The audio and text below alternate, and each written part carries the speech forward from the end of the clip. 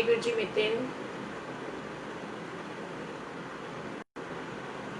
How are you? Divya ji जय गुरु जी, कैसे हो? उमेश जी, सभी को जय गुरु जी।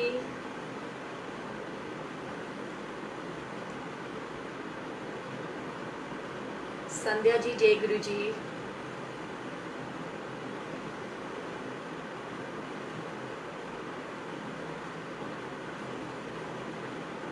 मैं बिल्कुल ठीक हूँ। अरुणा जी आप कैसे हो? जय गुरु जी। Sarita ji how are you? मैं बिल्कुल ठीक हूँ दिव्या। जय गुरु जी। मधु आंटी, एकलव्य जी जय गुरु जी, सभी को जय गुरु जी। गौरव जय गुरु जी। सॉरी गौरव, मैं कल तेरे उसका रिप्लाई नहीं कर पाई। जय गुरु जी। अनिल जी, मिनी जी, मीनू जी, सभी को जय गुरु जी। नीना जी जय गुरु जी। चारू जी, सुमित बंसी जी कैसे हो? भारती छाबड़ा जय गुरु जी। किरण अरोड़ा जी, एक बार हम 5 मिनट ले लेते हैं ताकि सभी लोग जुड़ जाए। तोशी जी जय गुरु जी। चेतन जी जय गुरु जी। सो कैसे हो आप सब लोग, और कैसा रहा आप लोगों का करवा चौथ? मैं बिल्कुल ठीक हूँ संध्या जी, आप कैसे हो? सैम जय गुरु जी। कमला जी, आप लोग को मेरी आवाज प्रॉपर आ रही है ना? मतलब वॉइस इज, क्या आपने कुछ लिखना चाहते मितिन? वॉइस इज क्लियर और नॉट?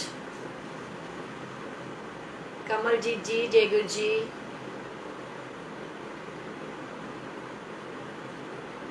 That's very nice.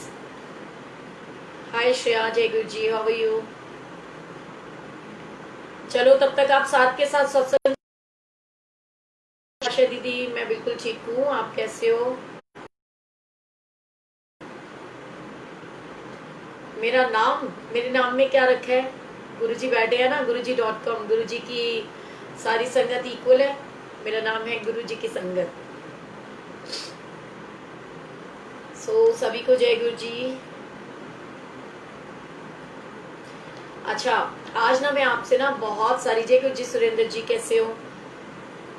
मेरे मन में जैसे कि बहुत दिन हो गए, और मैं हमेशा से कहती हूँ कि कुछ ना कुछ ऐसा हम शेयर करें जिसकी वजह से कुछ अच्छा एक मैसेज मिले, क्योंकि म्यूचुअल एफर्ट्स होते हैं। आप मुझसे जुड़े हैं, मैं आपसे जुड़ी हूँ, आगे आप किसी को शेयर करोगे, वो किसी को शेयर करेंगे। सो जो शेयरिंग होती है ना, उसके माध्यम से बहुत बेनिफिट्स होते हैं, पता है। ज़्यादा से ज़्यादा संगत तक मैसेजेस पहुँचते हैं। जय गुरु जी। दर्शन अंकल हाउ आर यू? ठीक हो तुसी? लता जी जय गुरु जी। दिशा जी जय गुरु जी। शिव कुमार जी जय गुरु जी। ब्रिजभूषण जी जय गुरु जी। सो सभी लोग अपनी अपनी सत्संग शेयरिंग की सेवा कीजिए। एंड जब आप सत्संग शेयर कर लोगे, इसमें मैं भी देखूं क्या शेयरिंग की ऑप्शन आती है, राइट? जय गुरु जी। तो उसमें क्या होता है, आ,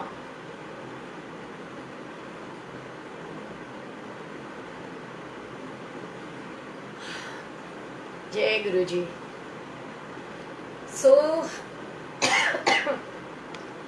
पता है बहुत बेनिफिट्स होते हैं कोई भी चीज़ जो होती है, क्योंकि म्यूचुअल एफर्ट से ना बहुत बहुत सारे काम हो पाते हैं।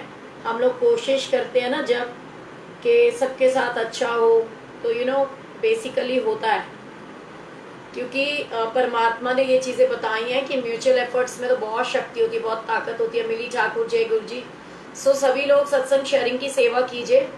और उसके बाद में मैं आज ना आपसे कहते कि ये दुनिया है ना, दुनिया गोल है, और दुनिया के अंदर कुछ ना कुछ डेली होता रहता है, और बहुत सारी चीज़ों को लेकर के हम लोग बहुत परेशान भी होते रहते हैं। लेकिन पिंकी सलूजा जी जय गुरु जी। पिंकी दीदी thank you so much, love you too. So गुरु जी की बहुत सारी ब्लेसिंग्स होती हैं, और वो आपके मेरे सभी के साथ होती हैं। एंड कुछ चीज़ों को लेकर के कई लोग बहुत बहुत परेशान हो जाते हैं, तो उनके बारे में ना छोटे छोटे से मुझे लाइक रामायण से और महाभारत से कुछ ना कुछ ऐसा मैं सोचती रहती हूँ। मैं दूसरे के माध्यम से my granddaughter Pushti love you. Thank you so much Sarita ji. ये मुझे वो पुष्टि बिटिया दिखाना ज़रूर। अगर आपके साथ बैठी हो तो मैं आपको रिक्वेस्ट भेजूंगी, उसको बोलिएगा कि मुझे ज्वाइन करे। एंड मेरी तरफ से उसके लिए लव यू टू पुष्टि बेटा। गुरुजी ब्लेस यू ऑलवेज। और आंटी मुझे पता नहीं है, अब आपने ग्रैंड डॉटर लिखा तो मैंने बच्चा बोल दिया, अब आपके एज के वो मुझे नहीं पता। अगर वो बाय चांस मुझसे बड़े हो तो उनको सॉरी है जी, है ना। सो जय गुरु जी वरुण, नेहा जी जय गुरु जी, सभी को जय गुरु जी। हर्षित। सो बिल्कुल भी वो कहते हैं ना कि हिम्मत नहीं हारनी होती है, अच्छा सोचना होता है। अगर अच्छा सोचते हैं तो बहुत बहुत अच्छा होता है। क्योंकि हम लोग ना अपने जैसे कि मैंने कल बताया था कि हमारे ग्रंथों में ना बहुत कुछ है। हमारे जो ग्रंथ है, चाहे वो बाइबल है, रामायण है, महाभारत है, गीता है, भागवत गीता, या और भी जो भी ग्रंथ होते हैं और जो दरबार सबका पाठ हम लोग पढ़ते हैं, तो हर एक चीज के अंदर ना बहुत प्यारे प्यारे, बहुत गूढ़ रहस्य की बातें होती है। फर्क सिर्फ इतना होता है कि कोई अगर उसको पढ़ता है तो वो पढ़ता कैसे। एक तो चीज होती है कि हम उसको पढ़ने के लिए पढ़ रहे हैं, और एक चीज ऐसी होती है कि हम उसको जीवन में उतारना चाहते हैं। खाना अच्छी चीज है, बट आप जितना मर्जी खा लीजिए, यदि आप दिल से नहीं खाएंगे ना, आपके तन को लगेगा नहीं। झूठ बोल रही हूँ आंटी, नीरू आंटी बताओ, सच बोल रही हो ना। हम हमेशा बच्चों को बोलते हैं ना, आपने देखा होगा कि कई बच्चे होते हैं उनको जितना मर्जी हम खिला लें वो बच्चे पतले के पतले रहते हैं, बहुत वीक रहते हैं। क्यों? क्योंकि ना वो कुड़ते रहते हैं, परेशान रहते हैं, खाते हैं लेकिन खाने वाला शरीर को लगता ही नहीं है। क्यों नहीं लगता? क्योंकि वो भाव ही नहीं होता ना उनका कि वो दिल से खाएं, प्यार से खाएं, खुशी से खाएं। क्योंकि चाहे आप थोड़ा सा खाओ, लेकिन अगर आप खुशी से खाते हो ना, तो बहुत सारी ब्लेसिंग्स होती है उसमें परमात्मा की। और हर पल शुक्राना करना चाहिए उस मालिक का जिसने 2 वक्त की रोटी हमारे लिए उसका इंतजाम कर रखा है। So thank you so much Sarita ji. और मैं आपसे एक एक छोटी सी स्टोरी आजकल के बच्चों की, क्योंकि आजकल के जो बच्चे होते हैं ना, मतलब हम जैसे लोग कि हमारे अंदर क्या प्रॉब्लम होती है कि हम अपने से बड़ों को ना कुछ समझते नहीं है।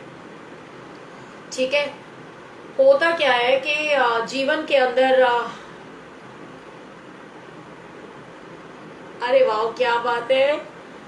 दर्शन लाल जी को सब मुबारकबाद दीजिए, उनके घर में गुरुजी महाराज की कृपा से प्यारा सा नन्हा सा छोटा सा बाल गुरुजी की एक संगत बढ़ गई है ना। सो दर्शन अंकल, आपको पूरे गुरु परिवार की तरफ से और गुरुजी महाराज की तरफ से ढेर सारी शुभकामनाएं, कंग्रेचुलेशंस। एंड हमारे छोटे से नन्हे मुन्ने बाबू को बहुत बहुत बहुत सारा प्यार, और गुरुजी और पूरे गुरु परिवार की तरफ से ढेर सारा आशीर्वाद। और सेठी अंकल और मारवा अंकल ਨੂੰ ਤੇ ਤੁਸੀਂ ਦੱਸ ਹੀ ਦਿੱਤਾ ਹੋਣਾ है ना, लेकिन उन्होंने ਮੈਨੂੰ नहीं दस्या, नहीं तो ਐਵੇਂ मैं ਤੁਹਾਨੂੰ ਮੁਬਾਰਕਬਾਦ ਦੇਣੀ ਸੀ ਤੁਹਾਡੇ ਦੱਸਣ ਤੋਂ ਪਹਿਲਾਂ। So always welcome. गुरु परिवार की यही तो खासियत होती है कि हम लोग एक दूसरे के साथ कनेक्ट होते हैं, तो एक दूसरे की खुशियों में अपनी खुशियां ढूंढते हैं। सो थैंक यू सो मच। जय गुरु जी सारिका, मेरी बेटी का मेडिकल कॉलेज में एडमिशन हो गया विद गुरु जी ग्रेस। अरे वाह क्या बात है, आपने इतनी अच्छी गुड न्यूज सुनाई है। मैं भी सोच रही हूँ गुरु जी कब मेरे को भी ये ब्लेसिंग्स दोगे कि मैं ये शेयर करूँ कि मेरी बेटी का भी गुरु जी की ब्लेसिंग से जिस कॉलेज में वो चाहती थी वहाँ एडमिशन हो गया। तो गुरु जी की बहुत सारी ब्लेसिंग्स है, आपके मेरे सभी के साथ है। जय गुरु जी वीर जी। रविंदर शर्मा जी जय गुरु जी, की हाल चल ਤੁਹਾਡੇ? बठिंडा सारे ठीक ने। सो मैं आपसे स्टोरी शेयर कर रही थी कि ये ना एक न्यू कपल की स्टोरी है, जो ना रेलवे स्टेशन पे खड़े होते हैं। और जैसे कि आपको पता है आजकल के बच्चों की तो आदत होती है, इनफैक्ट मैं उनकी क्या कहूँ, मैं अपनी बात बताती हूँ। जब मैं बहुत छोटी सी थी ना, तो मुझे भी इतनी अकल नहीं होती थी। एक बार हम गुरुद्वारा बंगला साहिब गए थे, और मैंने ऐसे ही जैसे मेरी आदत थी कि मैं हमेशा हंसती रहती थी, और मैं चाहती थी कि सामने वाला भी हंसता रहे। तो एक मतलब बहुत बुजुर्ग सी आंटी जो है वो पेड़ के नीचे बैठी हुई थी, और मैंने सोचा कि वो सीखनी है तो मैं पंजाबी में बात करूं। तो कई बार क्या होता है ना कि हम वो शब्द ही नहीं होते हमारे पास, बचपना होता है। सो मेरे मुंह से उनको निकला, गुरुजी मुझे माफ करें, आज मुझे बहुत दिल दुखता है कि मैंने एक बुजुर्ग लेडी से ऐसे बात क्यों करी।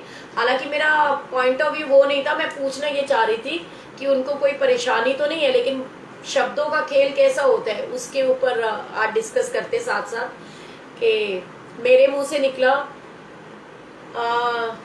की गल है माता जी दुखी हो। मतलब मेरे को ये पूछना चाहिए था कि आपको कोई परेशानी तो नहीं है। मैं ये पूछती बजाय इसके मैंने उनसे ये पूछा की गल माता जी दुखी हो। सो वो एकदम से जैसे ही मैंने ये बात बोली तो उनकी आंखों में आंसू आ गए और फिर होता है ना कि फिर मैं उनके पास गई और मैंने उनको सॉरी भी बोला, बड़े प्यार से पूछा। मैंने कहा एक्चुअली अगर आपको बुरा लगा है तो मेरा मतलब वो नहीं है, I just want to know कि आपको कोई प्रॉब्लम तो नहीं है, आपको कुछ चाहिए तो नहीं है। तो फिर होता है वो कोशिश कि हमको देखो इसमें शायद नेटवर्क इशू आ रहा है। ये मैंने ये देख लिया, इस फोन में ही गड़बड़ है। इस फोन से यूट्यूब चलाओ तो बार बार ये जाता है इसमें, और अगर इसमें मतलब कोई ऐड स्टार्ट हो जाती है वो कैसे हटेगी वो आप लोग मुझे एक बार बताना सिखाना, बिकॉज मुझे इतनी समझ नहीं है। मैं तो आप लोगों के प्यार की वजह से जुड़ती हूँ आपके साथ। और अगर फेसबुक चलाओ तो वो भी बार बार उसमें एड्स आ जाती है। तो ऐसे मैंने इसलिए कहा कि शब्दों का ही खेल होता है। वो कहते हैं ना कि शब्द एक ऐसी चीज, ये जबान जो जीवा होती है ना, ये बहुत अनमोल होती है और इसकी बहुत वैल्यू होती है। लेकिन सबसे बड़ी प्रॉब्लम पता है क्या है कि इसके अंदर ना हड्डी नहीं होती, ये इतनी फ्लेक्सिबल होती है कि कहीं भी फिसल जाती है। तो हमें बहुत सोच समझ के बात करनी चाहिए, क्योंकि पता नहीं होता ना किसको हमारी कौन सी बात बुरी लग जाए। सो मैं आपसे शेयर कर रही थी कि एक बार एक रेलवे स्टेशन पे एक न्यूली कपल जो होता है वो उतरता है, अपनी ट्रेन का वेट कर रहे होते हैं और उनकी जो ट्रेन होती है ना वो थोड़ी सी लेट हो जाती है। और वो हस्बैंड वाइफ आपस में, उसकी वाइफ बोलती है कि चलो अच्छा है ना, हम मतलब ना अपने टाइम से पहले आ गए, अभी हमारी ट्रेन आने में ना 1 घंटा बाकी है, तो हमें प्रॉब्लम नहीं होगी, हमें ना भाग के नहीं चढ़ना पड़ेगा। मतलब जो भी जितना भी टाइम वो बोल रहे थे कि बाकी है। तो क्या होता है कि इतने में ना, जैसे कई लोगों की आदत होती है ना, वो इधर उधर घूमना शुरू कर देते हैं, वो कुछ देखना शुरू कर देते हैं। तो वो क्या करता है, वो लड़का देखता है कि एक बुजुर्ग व्यक्ति होते हैं और वो ना कुछ पढ़ रहे होते हैं। तो वो बड़े उत्सुकता से क्रियोसिटी के पास साथ उनके पास जाते हैं और उनको बोलते हैं कि आप क्या कर रहे हो। उनको पूछते हैं आप क्या पढ़ रहे हो, तो वो बोला मैं ना रामायण पढ़ रहा हूँ।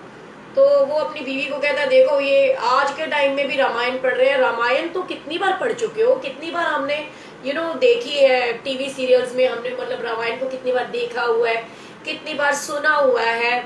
और कितनी बार अंकल प्लीज मैं 2 मिनट का आपसे टाइम लूंगी और फिर आपसे मैं बात तो करना ही चाहती हूँ क्योंकि आपने इतनी बड़ी बात बोली है। तो लेकिन मुझे 2 मिनट का टाइम दीजिए। और मैं तो वो बोलते हैं कि आप ना मतलब इस उम्र में भी आप रामायण पढ़ रहे हो। तो और सबसे बड़ी बात है कि कितनी बार हम पढ़ चुके हैं, कितनी बार हम सुन चुके हैं। रामायण भी कोई पढ़ने की चीज है, रामायण तो कितनी बार देखी होती है, सबको पता है रामायण में क्या हुआ था। और ऐसा वो बोलते हैं और वो उनको टोंट मारते हैं कि अगर आपको कुछ पढ़ना ही है तो आप एक काम करो ना, मतलब आप नेट पे सब कुछ, आप एक काम करो, इतनी सारी सीरीज आई हुई है वो सीरीज देखा करो। तो इतने में क्या होता है, हॉर्न बजता है, गाड़ी का सायरन बजता है और वो बुजुर्ग अंकल अपने रामायण बंद करते हैं, अपना बैग उठाते हैं और जा करके ट्रेन में बैठ जाते हैं। तो वो जब ट्रेन में बैठ जाते हैं तो होता क्या है कि वो व्यक्ति जो उनको इतनी सारी बातें बोल रहा था, जो अपनी बीवी को छोड़ करके उनके पास आके खड़ा हो जाता है और वो बैठ जाता है, जाके ट्रेन के अंदर चढ़ता है ना जैसे, तो उसको याद आता है कि मेरी तो बीवी पीछे रह गई। तो महात्मा जी क्या देखते हैं, वो बुजुर्ग अंकल क्या देखते हैं कि ट्रेन चली भी और ट्रेन की किसी ने चेन रोकी और ट्रेन रुक गई। और फिर क्या देखते हैं कि वो जो व्यक्ति उनसे इतनी सारी बातें कर रहा था वो व्यक्ति जाता है एंड वो कहते हैं, उससे पूछा जाता है कि कहाँ जा रहे हो, कहाँ जा रहे हो। बोला मेरी बीवी पीछे प्लेटफॉर्म पे रह गई है तो मैं उसको लेने जा रहा हूँ। तो वो जो अंकल होते हैं ना वो उसको बोलते हैं कि पहले तो तूने मुझे इतना ज्ञान दिया तो मैंने तुझे कुछ नहीं कहा, लेकिन हाँ अब मेरे पास एक बात जरूर है जो मैं तुझे ज्ञान के रूप में बताना चाहता हूँ, मैं जो तुझसे शेयर करना चाहता हूँ। तो वो बोलता है कि अच्छा बताओ आप क्या ज्ञान देना चाहते हो, क्या बताना चाहते हो। वो कहते हैं कि बेटा तू मुझे कह रहा था रामायण पढ़ने के बारे में, रामायण तो कितनी बार पढ़ी जाती है, रामायण कितनी बार सुनी है, और रामायण को कितनी बार टीवी में हमने देखा है, फिर भी आप रामायण पढ़ रहे हो। लेकिन मैं तुझे ये बताना चाहता हूँ कि शायद तूने रामायण नहीं पढ़ी। वो कहते आप ऐसे क्यों कह रहे हो? कहते मैं इसलिए कह रहा हूँ कि यदि तूने रामायण पढ़ी होती तो तूने रामायण के अंदर एक बार नहीं 2 बार ऐसे प्रसंग आए हैं जिसके अंदर श्री राम जी, और एक बार तो तब जब श्री राम जी अयोध्या से वनवास के लिए जा रहे होते हैं, जब वो रथ पे चढ़ते हैं तो सबसे पहले वो माता सीता को चढ़ाते हैं, उसके बाद श्री लक्ष्मण जी को चढ़ाते हैं, और उसके बाद वो अपने उस पे चढ़ते हैं, क्या कहते हैं, रथ पे चढ़ते हैं। और ऐसा ही जय गुरु जी मिमी भाभी, हाउ आर यू, तबीयत ठीक है आपकी? और ऐसा ही तब होता है जब वो वनवास पे चले जाते हैं, और जब वो केवट के पास जाते हैं नदी पार करने के लिए, तो उसके अंदर नाव में भी वो सबसे पहले माता सीता को चढ़ाते हैं। तो अगर आपने रामायण पहले पढ़ी होती या देखी होती तो आपको भी पता होता कि सबसे पहले एक जो घर का मुखिया होता है, जो एक पति होता है, जो एक पिता होता है, उसका वो कर्तव्य होता है कि वो सबसे पहले अपने बीवी बच्चों को ट्रेन पे चढ़ाता है, उसके बाद वो स्वयं चढ़ता है। लेकिन तुमने क्या किया? तो इसलिए आपको चेन रोकनी पड़ी और पीछे जाना पड़ा अपनी बीवी को ढूंढने के लिए। अगर ये तुमने रामायण पहले पढ़ी होती तो तुम ऐसा नहीं करते ना। तो इसलिए हमारे ग्रंथों के अंदर ना बहुत कुछ होता है, पर फर्क क्या होता है कि हम लोग पढ़ना ही नहीं चाहते। अगर हम पढ़ें तो रोजमर्रा की जिंदगी के अंदर उसके रिलेटेड, उसकी हेल्प के लिए हमें पता नहीं कितनी सारी ऐसी चीजें मिलेंगी जो हमारे जीवन में बदलाव लेकर आएंगी। जो क्योंकि कहते हैं किसी भी ग्रंथ को पढ़ना कभी भी वेस्ट नहीं जाता, कभी भी जाया नहीं होता।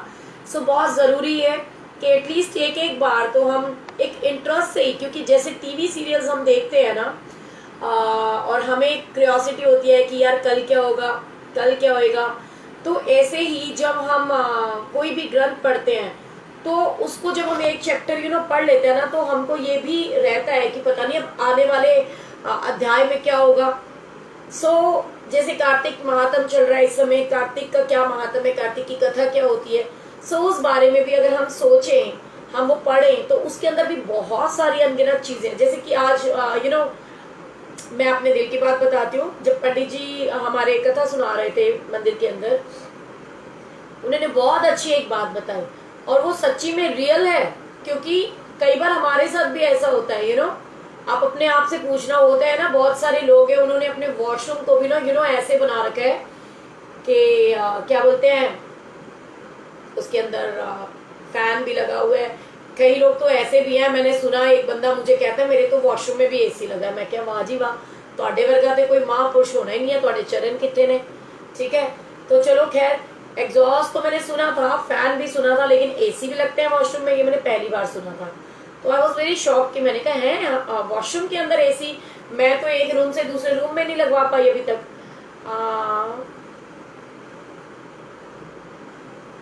अच्छा जी, किसने आपको कह दिया? ये तो किसी ने आपको पागल बना दिया है मीनाक्षी, कि जो सत्संग हम शेयर करते हैं या जो वैसे ही हमारे साथ होता है, ऐसा नहीं होता।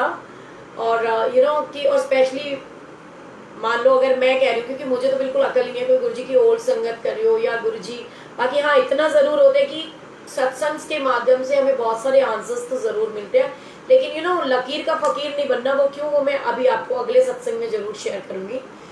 तो उन्होंने बताया कि आजकल के लोग हम लोग जो है, जैसे वॉशरूम जाते हैं तो वॉशरूम के भी कुछ नियम कायदे कानून है, और जो ग्रंथों के द्वारा बताए गए हैं कि वो काम हमें वॉशरूम में नहीं करना चाहिए। अगर हम उन चीजों के ऊपर एप्लीकेबल करें तो हमारी सेहत खराब नहीं होती। क्योंकि सोनिया दी, मैंने सुना है जो सत्संग सुनो वैसा ही हमारे साथ होता है।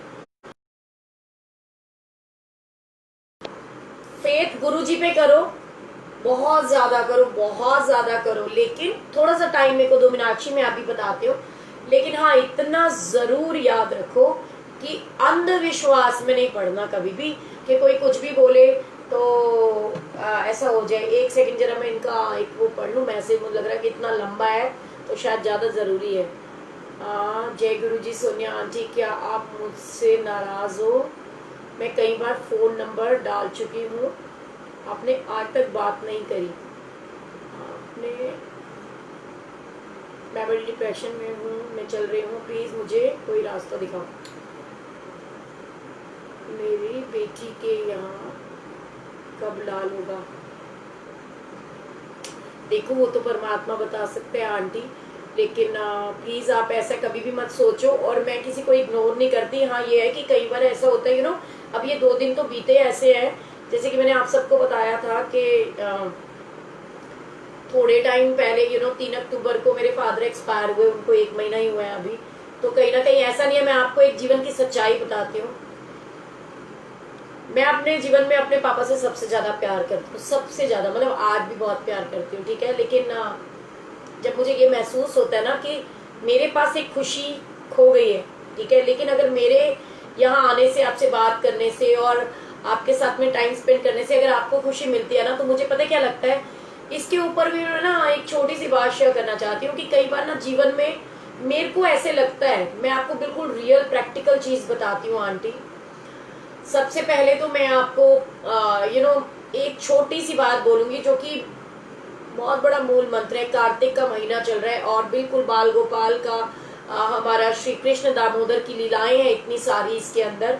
और एक माँ के लिए तो वाकई इससे बड़ी कोई चीज नहीं है। द्वादशी वाले दिन स्पेशली, या कोई भी अच्छा दिन कार्तिक के, तो मेरा तो ये मानना है, अगर मैं अपनी बात करूं तो सब दिन अच्छे होते हैं, सब दिन एक समान होते हैं, ईश्वर के दिन होते हैं। तो प्लीज आप जो है अपने बिटिया को लड्डू गोपाल ला करके दीजिए, बाल गोपाल, और उसको बोलिए उसकी सेवा करे। एंड ये मैं आपको जो भी चीजें शेयर करती हूँ ना, वो मेरे पर्सनल एक्सपीरियंसेस होते हैं 90%। कोई एक आधा मेरे इधर उधर के भाई बहन का होता है, लेकिन ज्यादातर मेरे अपने भी होते हैं। और ये मैंने ऐसा किया है, और मैं आपको इसलिए ये बात बोल रही हूँ कि मैंने अपने हाथों से जिसको भी श्री संतान गोपाल की बुक दी है, और जिसके अंदर एक दोहा है कि ओम देव की सुत गोविंद वासुदेव जगतपते देही में तन्यम कृष्ण त्वावहम शरणम गते।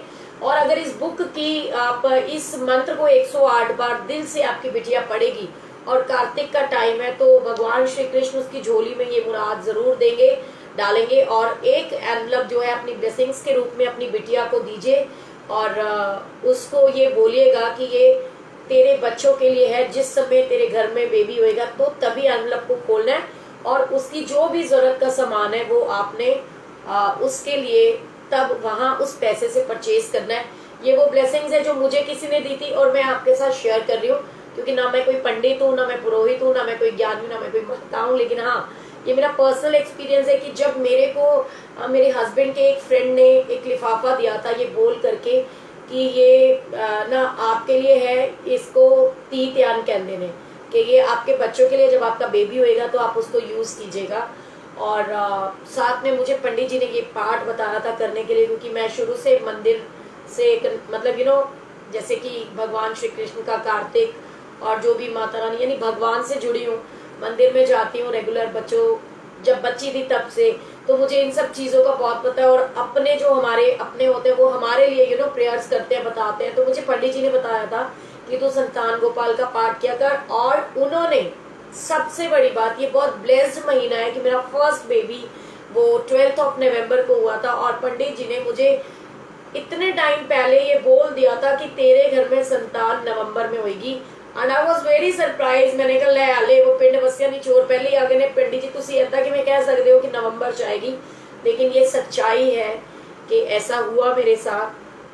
नवरात्रों में उन्होंने मुझे वो पाठ बताया था, और नवरात्रों में 7 डेज तक मैंने ये पाठ रेगुलर किया था। और क्योंकि नवरात्रे बड़े पावन माने जाते हैं, और अब ये जो है ना कार्तिक का टाइम चल रहा है, और ये तो होता ही श्री कृष्ण का है। और ऐसा भी माना जाता है कि जो 1 रुपए का दान करता है उसको 100 रुपए का फल मिलता है। और अगर हम कोई भी अच्छा पुण्य कार्य करते हैं, धर्म के कार्य करते हैं, तो उसका 100 गुना फल मिलता है। सो अगर वो बच्ची इस पाठ को करेगी तो गुरुजी महाराज की कृपा से स्वयं लड्डू गोपाल जी जरूर आएंगे उनके घर में। और उनको बोलो कि अगर आपके बच्चे यानी जिठानी वगैरह उनके भी बच्चे हैं तो आप उनकी भी सेवा करो। तो बच्चे तो इक्वल होते हैं, एक समान होते हैं, बच्चे सबके साझे होते हैं। और महारानी ने चाहा, गुरुजी ने चाहा, मेरे बाल गोपाल ने चाहा, तो आपकी बिटिया के घर में छोटा सा नन्ना मुन्ना बाल गोपाल जरूर आएगा। और आप मुझे फिर बताना है ना। So keep smiling always. और क्योंकि उसके अंदर दो, इसके अलावा कुछ भी नहीं है उसके अंदर, कोई टोटकेबाजी नहीं है। एंड हाँ, एक छोटा सा काम आपको और करना है, ये भी मुझे पंडित जी ने बताया था, क्योंकि हम गुरु जी वाले हैं तो मैं व्यायाम नहीं करती कि कौन सी किसी की राशि पे ये सूट करेगा या नहीं करेगा, लेकिन हाँ मुझे इतना पता है कि मैंने तकरीबन 20 से 25 लोगों को तो कम से कम वो बुक दी है, और जिनके कम से कम अगर 4-4, 5-5 बार मिसकैरेज भी हुए हैं तो उस बुक को पढ़ने के बाद में, और ये छोटा सा उपाय कि 7 बृहस्पतिवार को भगवान विष्णु की कथा करनी है, और केले की जड़ में जल चढ़ाने के बाद जो कथा के टाइम में आपने नारियल रखना होता है वो आपको शिवलिंग पे चढ़ाना है। और आप लोगों के लिए तो बहुत इजी है, क्योंकि हम तो महाशिव को मानते हैं, हम गुरु जी की शरण में है। सो शिवलिंग के ऊपर उस नारियल को आप बिटिया को कहिए वो चढ़ाए, और गुरु जी ने जरूर ब्लेसिंग्स देनी है, क्योंकि संतान की जो ब्लेसिंग्स है ना, ये महाशिव यानी शंकर भगवान और श्री कृष्ण तो सभी की मुरादें पूरी करते ही हैं, वो देते ही हैं, क्योंकि वो तो खुद ही लड्डू गोपाल है। सो प्लीज आप उनको बोलिए। एंड सब कुछ छोड़ करके गुरुजी ने आपके साथ में ये बात शेयर करवाई है, तो जरूर गुरुजी की कोई मर्जी रही होगी। एंड गुरुजी बहुत बहुत बहुत ब्लेस करेंगे। ठीक है, थैंक यू सो मच। और किसी को कोई बात बुरी लगी हो तो सॉरी, बट क्योंकि मेरे पर्सनल एक्सपीरियंसेस हैं तो मैं आपको बता सकती हूँ डंके की चोट पे कि अगर वो ऐसा करेगी तो गुरुजी उसको बेबी जरूर देंगे। ठीक है, और वो भी कार्तिक के महीने में, है ना। और अब मैं क्या शेयर कर रही थी, चलो बताओ मैं कहाँ थी, इसीलिए कहती हूँ मुझे कंफ्यूज ना किया करो, मैं भूल जाती हूँ। आंटी आपका बर्थडे है तो हैप्पी बर्थडे, नाम नहीं दिख रहा, नाम बड़ी बाद में देखेंगे। पहले मुझे ये बताओ, जो लोग सच में मुझे सुन रहे थे तो मुझे पता तो चले कि मैं क्या बोल रही थी, लास्ट मैंने क्या डिस्कस किया आपके साथ। चलो बताओ ना कहाँ थी मैं, मेरे को कहाँ से शुरुआत करनी है, मेरे को पता तो चले, आप सुनते भी हो। हाय श्रेया दीदी, हाउ आर यू। पता नहीं क्यों श्रेया, ये कौन सी वाली श्रेया, मेरे को लगा श्रेया चोपड़ा है तो मैंने दीदी बोल दिया। तो जय गुरु जी। अच्छा चलो बताओ फटाफट मैं कहाँ थी, मैनू पता भी तो चले, तुसी कुछ सुनते भी हो या एवं मैनू तकते रहते हो।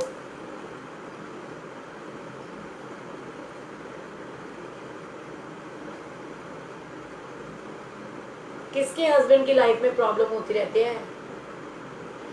अच्छा जी, प्रिया आहूजा जी आप अभी अभी आए हो, कोई बात नहीं आप ओके।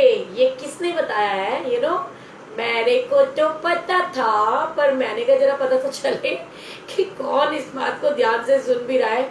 मैसेज कहाँ गया। अच्छा देखा, यहाँ यूट्यूब में बैठे वाले को कुछ नहीं पता, लास्ट ट्रेन में पहुंचे थे। तो बात ये हो रही थी कि पंडित जी कह रहे थे कि हम जब वॉशरूम में जाते हैं तो हम लोग क्या करते हैं कि फोन्स लेकर जाते हैं, और आपने देखा ये कि वॉशरूम एक ऐसी जगह है उसको भी हम लोगों ने क्या कर दिया है, इतना मतलब यू नो वैसा बना दिया है। तो वो बोलते हैं कि जो लोग वॉशरूम में जा करके फोन पे, यू नो आजकल देखते हैं हम सब लोग न्यूज़पेपर ले जाते हैं कि भाई वॉशरूम में बैठ के आराम से पढ़ेंगे, वो गलत बात होती है, वो अच्छा नहीं होता कि वॉशरूम में बैठ के न्यूज़पेपर पढ़ो, फोन पे बात करो। क्योंकि वैसे भी अगर लॉजिकली भी देखें तो बाथरूम में जाके फोन यूज करना गंदी बात है, यू नो गंदा गंदी चीजें, गंदी स्मेल, गंदी वहाँ की चीजें मुंह में जाती हैं। ठीक है, तो मैं तो इस तरीके से हाइजीन के उसमें आके कहती हूँ कि वो सब गलत है। एंड दूसरी बात यह है कि पंडित जी बता रहे थे कि जो लोग वॉशरूम में बैठ के फोन यूज करते हैं उनके दांत बिल्कुल खराब हो जाते हैं, क्योंकि हमें जब बैठना चाहिए तो दांत के ऊपर यू नो ऐसे बंद करके बैठने चाहिए, एंड उनका पेट बाहर निकल आता है, मतलब बहुत सारी चीजें उन्होंने बताई कि वो गलत होती है, वो नहीं करनी चाहिए। ठीक है, तो इसलिए आप भी कोशिश करो, जो लोग फोन लेकर के क्या बोलते हैं न्यूज़पेपर लेकर के वॉशरूम में जाते हैं, थोड़ी सी हैबिट्स चेंज करो। तो क्या है कि ये मेरे भी हस्बैंड देख रहे हैं, क्योंकि कई बार क्या होता है अगर मैं कोई काम कर रही हूँ और मेरे हाथ में फोन है, मुझे हैंड वॉश करना है, तो मैं वॉशरूम में घुसती तो उस समय में मेरे कान पे फोन लगा हुआ होता है। मैं देखो जरा, तो क्या है कि ये फैमिली है ना, तो मैंने तो सबसे पहले कहा ना कि मैं जो अपने एक्सपीरियंस शेयर करती हूँ, क्योंकि मुझे भी लगा कि हाँ ये काम मैं भी करती हूँ कई बार, तो वो गलत बात होती है, वो नहीं करनी चाहिए। ठीक है, कि हम मतलब फोन बिल्कुल ना लेके जाए, आज से प्रण की कर लो कि फोन तो लेके नहीं जाना ना वॉशरूम के अंदर। ठीक है, तो अच्छा, अब मैं आपके साथ में जो बात दूसरी शेयर करती हूँ। मतलब कह रहे हैं, अब कई लोग लिख रहे हैं कि जी हमारा तो ब्लूटूथ लगा होता है, जैसे वो मेरे को भी इसीलिए तो दांत फाड़ते हुए आ रहे थे यूं यूं यूं यूं करके कि भैया मेरे भी कान में ब्लूटूथ लगा होता है, तो फोन पे मैं बात तो कर ही रही होती ना, अगर मैं हैंड वॉश करने भी अगर एंटर कर गई तो है तो फोन पे ही ना मैं। तो जो चीज अगर नेगेटिविटी आती है तो उन चीजों को हमको अपनी लाइफ से हटा देना चाहिए, ठीक है।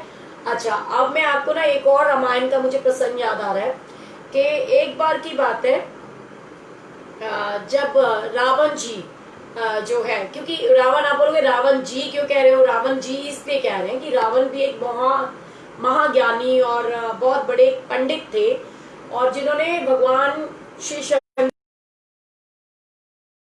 की चीज है, फोन पे लेट नाइट सुनती रहे, वो तो बहुत अच्छी चीज है। अमृत वेला हो जाता है सत्संग सुनते सुनते, सत्संग सुनने का कोई टाइम नहीं है ना, गुरु जी के सत्संग सुनना, गुरु जी के बारे में सोचना, गुरु जी का नाम लेना। मैंने कई संगत से सुना है, गुरु जी ने कहते सी वॉशरूम च बह के भी रब दा नाम लो, वो एक अलग चीज है कि मन में आपके भगवान चलते रहे, वो अलग चीज है। लेकिन फिर भी जो सबके अपना अपना भाव है ना, ठीक है। तो मेरे को वो रामायण का प्रसंग याद आ रहा है कि भगवान श्री राम ने अपने भाई लक्ष्मण को बोला कि जिस समय उनको तीर लग चुका था रावण जी को, और वो एक किस्म से मृत्युशैया पे थे, मरने वाले थे, तो लास्ट मोमेंट के ऊपर वो भगवान श्री राम अपने भाई लक्ष्मण को बोलते हैं कि तुम जाओ और रावण को बोलो कि मुझे कोई ज्ञान की बात बता दे। ओहो अंजलि, आई लव यू। मैं सबको रिस्पॉन्स देती हूँ, पर मैं अगर या तो मुझे, मैं रोज कहती हूँ मुझे या तो ये बोल दिया करो कि मैं सिर्फ तुम लोगों से बातें करती रहूँ, मुझे क्या फर्क पड़ेगा, 1 घंटा 2 घंटा 3 घंटे मैं तो फोन पे ऐसे लगी रहूंगी, तुम्हारे साथ बात करती रहूंगी, मुझे कोई दिक्कत ही नहीं है, मैं ऐसे बैठी रहा करूंगी, ठीक है। वो क्या, मैं अंजलि के लिए ऐसे गाना गाऊंगी, ऐसे देख के, बैठ मेरे पास तुझे देखती रहूं, तू कुछ कहे ना मैं कुछ कहूँ, बैठ मेरे पास, है ना।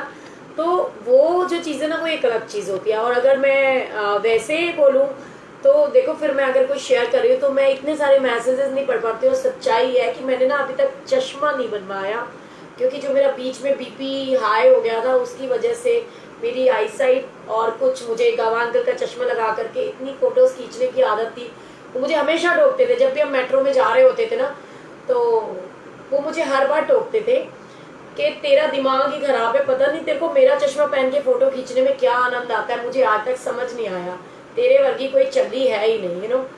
तो मैं उनको कहती थी कि तुम कुछ भी समझ लो, मुझे तो तुम्हारा चश्मा बड़ा अच्छा लगता है, क्योंकि ना वो कहते ना, उनका चश्मा बिल्कुल ऐसे था कि जिसमें एक चश्मा मेरे पास है, ठीक है, मैं आपको वो पहन के करके दिखाती हूँ, मजा आएगा, है ना। 1 सेकंड रुको, क्योंकि कहते हैं थोड़ा थोड़ा हंसना जरूर चाहिए और दुखों में दसना जरूर चाहिए। और उससे भी बड़ी चीज क्या होती है, वो ये कि कहते कि जियो के हर पल ऐसे जियो जैसे कि आखिरी हो। तो हम लोग एक दूसरे के साथ खुशियों के पल स्पेंड करने के लिए, और मैं हर बार बोलती हूँ कि मैं कोई पंडित या पुरोहित नहीं हूँ, ना मैं कोई प्रवचन करना जानती हूँ, ये कोरोना श्रोना भूल जाएंगे, इसलिए हमने स्टार्ट किया था। तो मेरे को 2 मिनट का टाइम दो। एक और मीठी मीठी याद है ना, मेरे पास एक चश्मा है, मैं आपको वो दिखाती हूँ ना।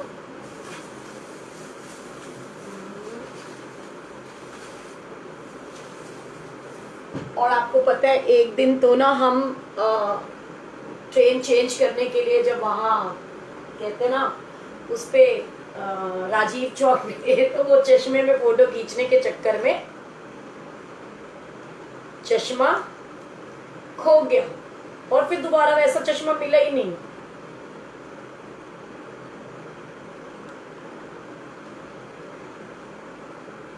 आंटी आपको एक बात बताऊं, अब मुझे समझ में आ रहा है कि मेरे मन में ना ये बार बार क्यों आ रहा था, दिव्या आंटी। आज मैं आपको सच्ची में एक स्टोरी सुनाऊंगी, उसके बाद आप कहोगे कि आंटी सब ठीक हो गया, ठीक है। 2 मिनट रुको, यू नो। ये है चश्मा, इसको बोलते हैं चश्मा। और ये कैसे, वो ये वाला चश्मा वो वाला चश्मा नहीं है, वो चश्मा बहुत सुंदर बहुत प्यारा है। और गावा अंकल के तो सारे चश्मे इतने प्यारे हैं, मेरे यहाँ पे इतनी सारी फोटोज है उनकी, ठीक है। अच्छा मेरे से छोटी है तो फिर तो तू मेरी बेटी हो गई ना, छोटी बहन बेटी जैसी होती है। 2 मिनट रुक जा। वो कैसे कहते हैं, जब मैं छोटा बच्चा था बड़ी शरारत करता था, मेरी चोरी पकड़ी जाती, टिंग टिंग टिंग टिंग, जब रोशन हो जा, टिंग टिंग टिंग टिंग टिंग, अब मैं बिल्कुल बुढ़ा हूँ, गोली खाकर पीता हूँ, लेकिन आज भी घर के अंदर ला ला ला ला। क्या, जब रोशन उठता बजा, है ना बचपन की स्टोरी। तो ऐसे, तो वो क्या, मैं हमेशा कहती थी कि लोग बोलते हैं कि मैंने काला चश्मा जचदा जचदा ये सोने मुखड़े थे, और मैं कहती हूँ मेरे को आपका चश्मा जचता है। ये चश्मे के साथ में फोटोज खिंचाने के चक्कर में जब हम मंदिर जा रहे होते थे ना, सारे फ्रेंड्स, सारे सेवादार, मेरी बहन ने, तो मैं जिसका चश्मा स्पेशली तो कावा अंकल था, लेकर के ना फोटोज खिंचवाती रहती थी। और मेरे इस पे बहुत सारी फोटोज हैं। तो मेरी ना आंखें बिल्कुल खत्म हो चुकी हैं, क्योंकि मुझे पास का तो बिल्कुल दिखाई नहीं देता, हाँ दूर का क्लियर दिखता है। तो इसीलिए मैं कहती हूँ जितना दूर रहोगे ना मुझसे उतने अच्छे रहोगे, पास आने के बाद तो लड़ाई होती है ना सबकी। ठीक है। सो अच्छा, अब मैं आपको स्टोरी क्या शेयर कर रही थी, चलो बताओ मैं कहाँ थी, बुला ही देते हो बार बार हैं। अरे रहने दो, मुझे पता है तुम सुन रहे हो, अब मुझे पता चल गया कि सुन रहे हो। ठीक है, तो मैं बताती हूँ कि हाँ ये हुई ना बात, लता आंटी लव यू। तो रावण को उन्होंने बोला, श्री राम जी ने लक्ष्मण को, कि रावण के पास जाओ और उसको बात बताए। ठीक है। तो वो कहते हैं, पता है आपको, वो रावण के पास जाते हैं और उनके सिराने सिर के पास खड़े हो जाते हैं और उनको बोलते हैं, मतलब उनका टोन देखो तुरंत अंदाज में, कि आप जाने से पहले ना मुझे कोई ज्ञान की बात बताइए। अरे तू कुछ लेने आया है या रौब मारने आया है। पर लक्ष्मण जी तो ऐसे ही थे जैसे कि मैं हूं, पहले थप्पड़ मारते हैं और फिर बात करते हैं, है ना। तो लक्ष्मण जी ने उनको बोला कि आप जाने से पहले मुझे कुछ ज्ञान की बात बता के जाओ, कुछ ज्ञान दे के जाओ। तो भगवान सॉरी रावण जी ने क्या किया, मुंह ऐसे कर लिया। राम जी के पास जाते हैं लक्ष्मण और बोलता है, मैंने आपको कहा था ना भैया कि उसके अंदर बहुत ईगो है, अहंकार है रावण के अंदर, और अहंकार वश उन्होंने मुंह पलटा लिया, उन्होंने कुछ नहीं बताया, तो हास्यवश उन्होंने बोला। तो वो ये कहते हैं कि भगवान श्री राम ने लक्ष्मण से पूछा कि अच्छा एक बात बताओ, तुम जब रावण के पास गए थे तो तुम कहाँ खड़े हुए थे। तो कहते मैं उनके सिर के पास खड़ा हुआ था, वो इसलिए कि भी ये तो मरने ही वाले हैं, तो इनकी आवाज मुझे समझ तो आए कहना क्या चाह रहे हैं। तो उन्होंने कहा कि अब तुम हटो मैं जाता हूँ। वो गए श्री राम रावण के पास और उनके पैरों के पास बैठ गए और कहते हैं कि हे रावण, मुझे कुछ ज्ञान दीजिए, बिकॉज आप बहुत ज्ञानी हो और मैं मानता हूँ कि आपने जो गलत किया, मेरी पत्नी को आपने इस तरीके से हर लिया था, तो ये सब कुछ हुआ है और मुझे आपके प्राण लेने पड़े, लेकिन फिर भी मैं ये मानता हूँ कि आप बहुत ज्ञानी हो और मैं चाहता हूँ कि आप मुझे कोई ज्ञान की बात शेयर करो। तो वो कहते हैं कि मैं आपको क्या बताऊंगा, आप तो खुद इतने वो ऐसे वैसे, मतलब बहुत रावण बोलते हैं। वो कहते हैं कि हाँ श्री राम बोलते हैं कि भी मेरे तो सिर्फ महल सोने का है, लेकिन आपकी तो पूरी लंका नगरी ही सोने की है, तो आपके बराबरी मेरे साथ नहीं है भाई, मैं आपकी कोई बराबरी नहीं कर सकता, लेकिन फिर भी मेरे पास भगवान ने बहुत कुछ दिया, मुझे सब पता है, लेकिन फिर भी मैं आपसे कुछ ज्ञान चाहता हूँ, आप जाने से पहले मुझे ज्ञान की बात बताइए। तो रावण कहते हैं कि मेरे पास, तेरे पास सिर्फ महल सोने का था, मेरे पास तो पूरी लंका नगरी सोने की थी, लेकिन मैं हार गया और मृत्यु शैया पे बैठा हूँ। क्यों? क्योंकि जो तेरे पास है वो मेरे पास नहीं है। तो बोले ऐसा क्या मेरे पास है जो तेरे पास, भाई आपके पास नहीं है। बोले आपका भाई आपके साथ खड़ा है, लक्ष्मण आपके हक में आपके साथ खड़ा है, और अगर मैं इस मृत्यु शैया पे बैठा हूँ, अगर आपको विभीषण नहीं बताता कि रावण की नाभि में तीर मार दो तो आप सारी जिंदगी भी लगे रहते, तो हे राम मैं आपको ये कहना चाहता हूँ कि अगर आप सारी जिंदगी भी लगे रहते तो आप मुझे मार नहीं पाते, लेकिन घर का भेदी लंका ढाए मेरे भाई ने मेरे ऊपर घात किया है। मुझे, मेरी मृत्यु आपने नहीं करी, मेरी मृत्यु मेरे भाई ने की है, क्योंकि जब हमारे अपने ही हमारे दुश्मन हो जाते हैं, हमारे विरोधी बन के खड़े हो जाते हैं, तो हमारी पतन निश्चित होता है। और जब हमारे अपने हमारे साथ खड़े होते हैं, तो कितनी मर्जी दुख की घड़ी आ जाए, कितना भी मर्जी बुरा वक्त आ जाए, तो हमारा कोई कुछ भी नहीं बिगाड़ सकता। तो ये बहुत सच्ची बात है। तो जिंदगी में मैं चाहे कुछ भी करूं, अपने अपनों के खिलाफ कभी मत खड़े हो, अपने अपनों के खिलाफ ना किसी को बोलने दो, ना अपने अपनों के खिलाफ कुछ सुनो। मतलब भाई बहन का रिश्ता ऐसा होना चाहिए, जैसे गुरु संगत और गुरु परिवार का भी रिश्ता ऐसा होना चाहिए। ये मैं मानती हूँ। मैं सबसे ज्यादा कर्म की इज्जत करती हूँ। आपको पता है, मैं जितने भी ये हुए, रामचंद्र जी, लक्ष्मण जी, ये तो भगवान थे ना, लेकिन जब महाभारत हुई तो महाभारत के सारे कैरेक्टर्स में से, यानी कि पांडवों के 5 भाई प्लस एक वो उनका छठा भाई था कर्ण, तो मैं उस कर्ण से, यानी एक ही पांडव है जिससे मैं सबसे ज्यादा रिस्पेक्ट करती हूँ, जिसको मैं सबसे ज्यादा एडमायर करती हूँ, कि वो जो जिसको कुंती पुत्र कर्ण जो था ना, जिसे सूत पुत्र कर्ण कहते थे, वो सबसे बढ़िया करेक्टर था, क्योंकि उसको दोस्ती की वैल्यू पता थी। उसको पता था कि धर्म पांडवों के साथ है, क्योंकि परमात्मा पांडवों के साथ खड़ा है, तो जीत पांडवों की होनी है। उसे पता था कि ये जो कौरव हैं ये गलत कर रहे हैं और ये हारेंगे, पर फिर भी उन्होंने अंतिम क्षण तक, जब तक वो मृत्यु लोक को प्राप्त नहीं हो गए, उन्होंने अंतिम क्षण तक जो है वो अपने, कहते हैं ना कि दुर्योधन का साथ दिया था। तो दोस्त हमेशा ऐसा होना चाहिए कि चाहे जीवन में कुछ भी हो जाए, कुछ भी हो जाए, वो कभी भी ऐसा कार्य ना करे और कि हमारे अपनों को कोई चोट पहुंचाए और हम उनके साथ खड़े।